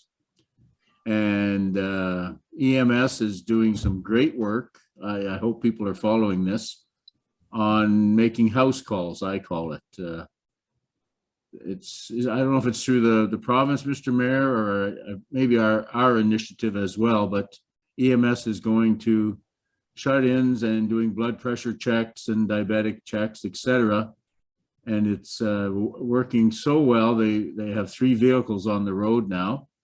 It's keeping people out of emergency and just helping them socially and helping them stay in their own homes. I think it's a great initiative on the part of our EMS. Thank you. I don't want to take a lot of council's time tonight because it is a late meeting, but what you're talking about is community paramedicine, and my position on the AMO board, we've been working on this for, I'm going to say it's at least 4 years. The province did a pilot program, but they only did, I can't remember exactly, but I think it was only 6 or 7 municipalities throughout the province that were part of the pilot program. Huron County, along with a lot of other municipalities, realized that this here was a great idea. And we have fought for the last 4 years to get the province on board, and the province finally did. And I forget what the number was, but it was, wasn't it something like a couple $100 million or something that they're putting towards this, Mr. Deputy Mayor? Yeah. Anyways, the province has recognized that these programs that they're doing, it's not only providing better service for all the ratepayers, but it's also reducing hospital costs and reducing them by a big number. The number of 911 calls are way down because of these types of services. And of course, the first people that got signed up are people that are regulars on the 911 system. So it has really worked out well. And it's been raved about right across the province. So we were really happy when the province finally stepped up and have put this money towards it. So, are there any other boards, committees, meetings, or seminars that anybody wants to talk about right now? Okay, seeing none. Are there any requests by members of council this time? Any notices of motions for future meetings? Are there any announcements? Okay, seeing none of those. Information items.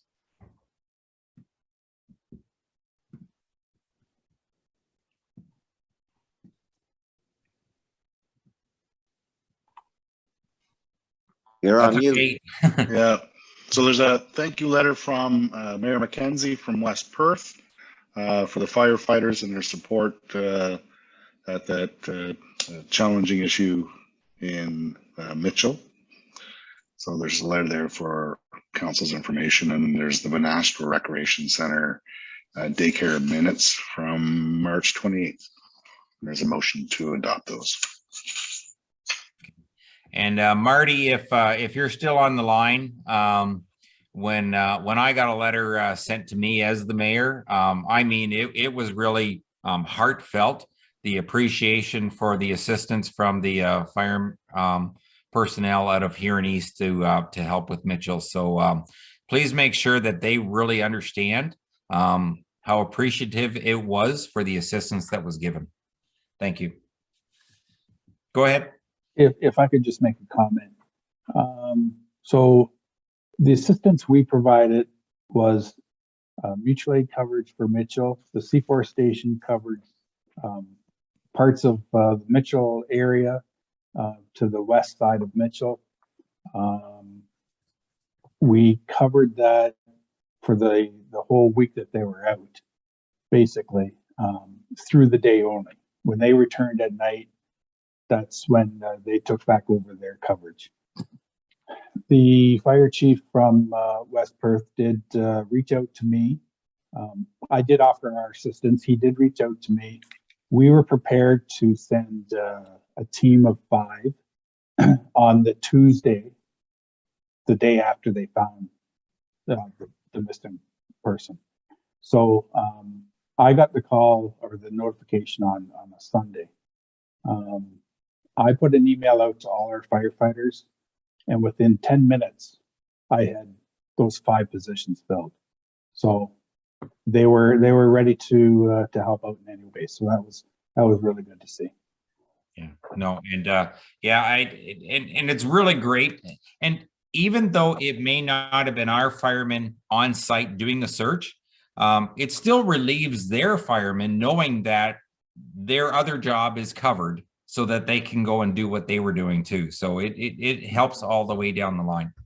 So, all right, thank you for that. And can I get a mover and a seconder to receive the following board and committee meeting minutes? Moved by Councillor Ron, second by Councillor Steffler. And that's the Vanastra Rec Center and the Daycare Committee of March 28, 2022. All those in favor? And motion carries. Thank you. Bylaws. Can I get a mover and a seconder to introduce, please? Moved by Councillor Morrison, second by Councillor On, that be it hereby resolved that leave be given to introduce bylaw 35 for 2021 and bylaws 22, 23, 24, 25, 26, 27, and 28 for 2022. Bylaw 35 is a bylaw to stop up and close and sell part of Victoria and Albert Streets, Plan 207 Cranbrook. Bylaw 22 is a bylaw to authorize the execution of a site plan control agreement, Pole Quality Homes and the municipality of Huron East. Bylaw 23, a bylaw to exempt certain lands from part lot control, part of Albert Street in the former township of Gray.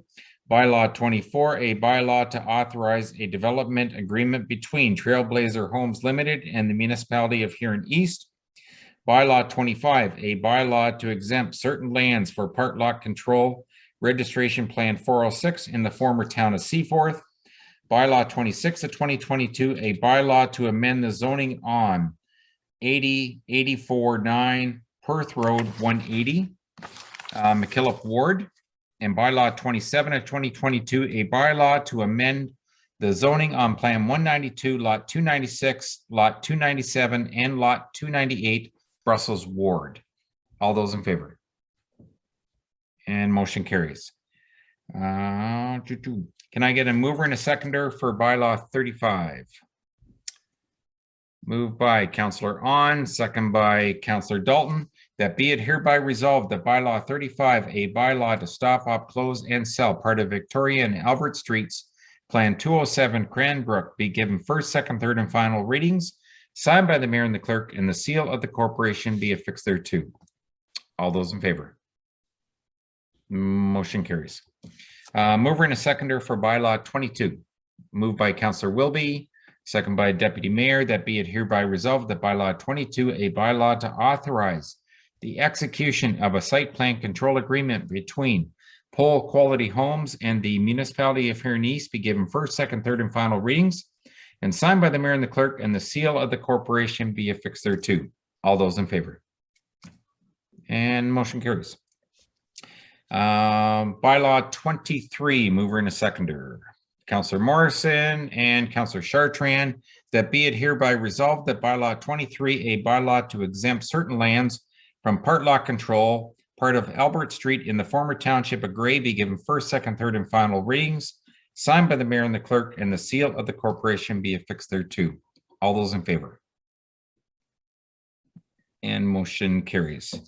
Bylaw 24, moved by Councillor McClellan, second by Councillor Morrison, that be it hereby resolved that bylaw 24, a bylaw to authorize a development agreement between Trailblazers Homes Limited and the municipality of Huron East be given first, second, third, and final readings, and signed by the mayor and the clerk, and the seal of the corporation be affixed thereto. All those in favor? And motion carries. Thank you. Mover and a seconder for bylaw 25. Councillor Morrison and Councillor Deal, that be it hereby resolved that bylaw 25, a bylaw to exempt certain lands from part lot control, registered plan number 406 in the former town of Seaforth, be given first, second, third, and final readings, and signed by the mayor and the clerk, and the seal of the corporation be affixed thereto. All those in favor? And carried. Thank you. Mover and a seconder for 26. Moved by Councillor Wilby, second by Councillor Morrison, that be it hereby resolved that bylaw 26, a bylaw to amend the zoning on 80849 Perth Road 180 McKillop Ward be given first, second, third, and final readings, signed by the mayor and the clerk, and the seal of the corporation be affixed thereto. All those in favor? And carried. That be it hereby resolved that bylaw 27, a bylaw to, I need the mover and a seconder for 27, sorry. Moved by Councillor Steff first, second by Councillor Deal. That be it hereby resolved that bylaw 27, a bylaw to amend the zoning on plan 192, lot 296, lot 297, and lot 298, Brussels Ward be given first, second, third, and final reading, signed by the mayor and the clerk, and the seal of the corporation be affixed thereto. All those in favor? And carried. Thank you. Number 17, closed session. Now I realize there's really nothing after the closed session. I do need an opinion, Mr. CAO. Will the closed session last 15 minutes? We might need a bit of an extension possibly. I think it's going to be pretty close. I can talk fast, but you guys might ask a lot of questions. Well, I already know the details, so I'm okay with it. I just didn't know if I had time to take a bio break or if we were going to be done in 15 minutes, I'm okay. I'd say like 20 minutes. All right. Tell you what, let's get a mover and a seconder to go into closed.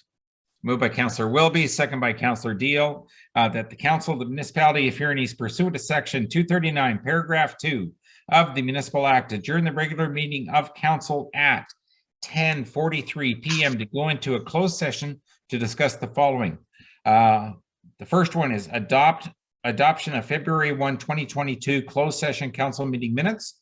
Number 2 is 232, paragraph 2, subsection F, subsection B, advice that is subject to a solicitor-client privilege and personal matters about identifying individuals pertaining to an encroachment on a municipal property. And number 3 is 239, paragraph 2, subsection F, verbal update advice that is subject to solicitor-client privilege relating to an appeal refusal of proposed zoning bylaw amendment. And that the CAO, Brad McRoberts, and Clerk Jessica Rudy remain in the closed session. All those in favor? And motion carries. Thank you. And Sean's already logged off, so I think it looks like we're pretty good.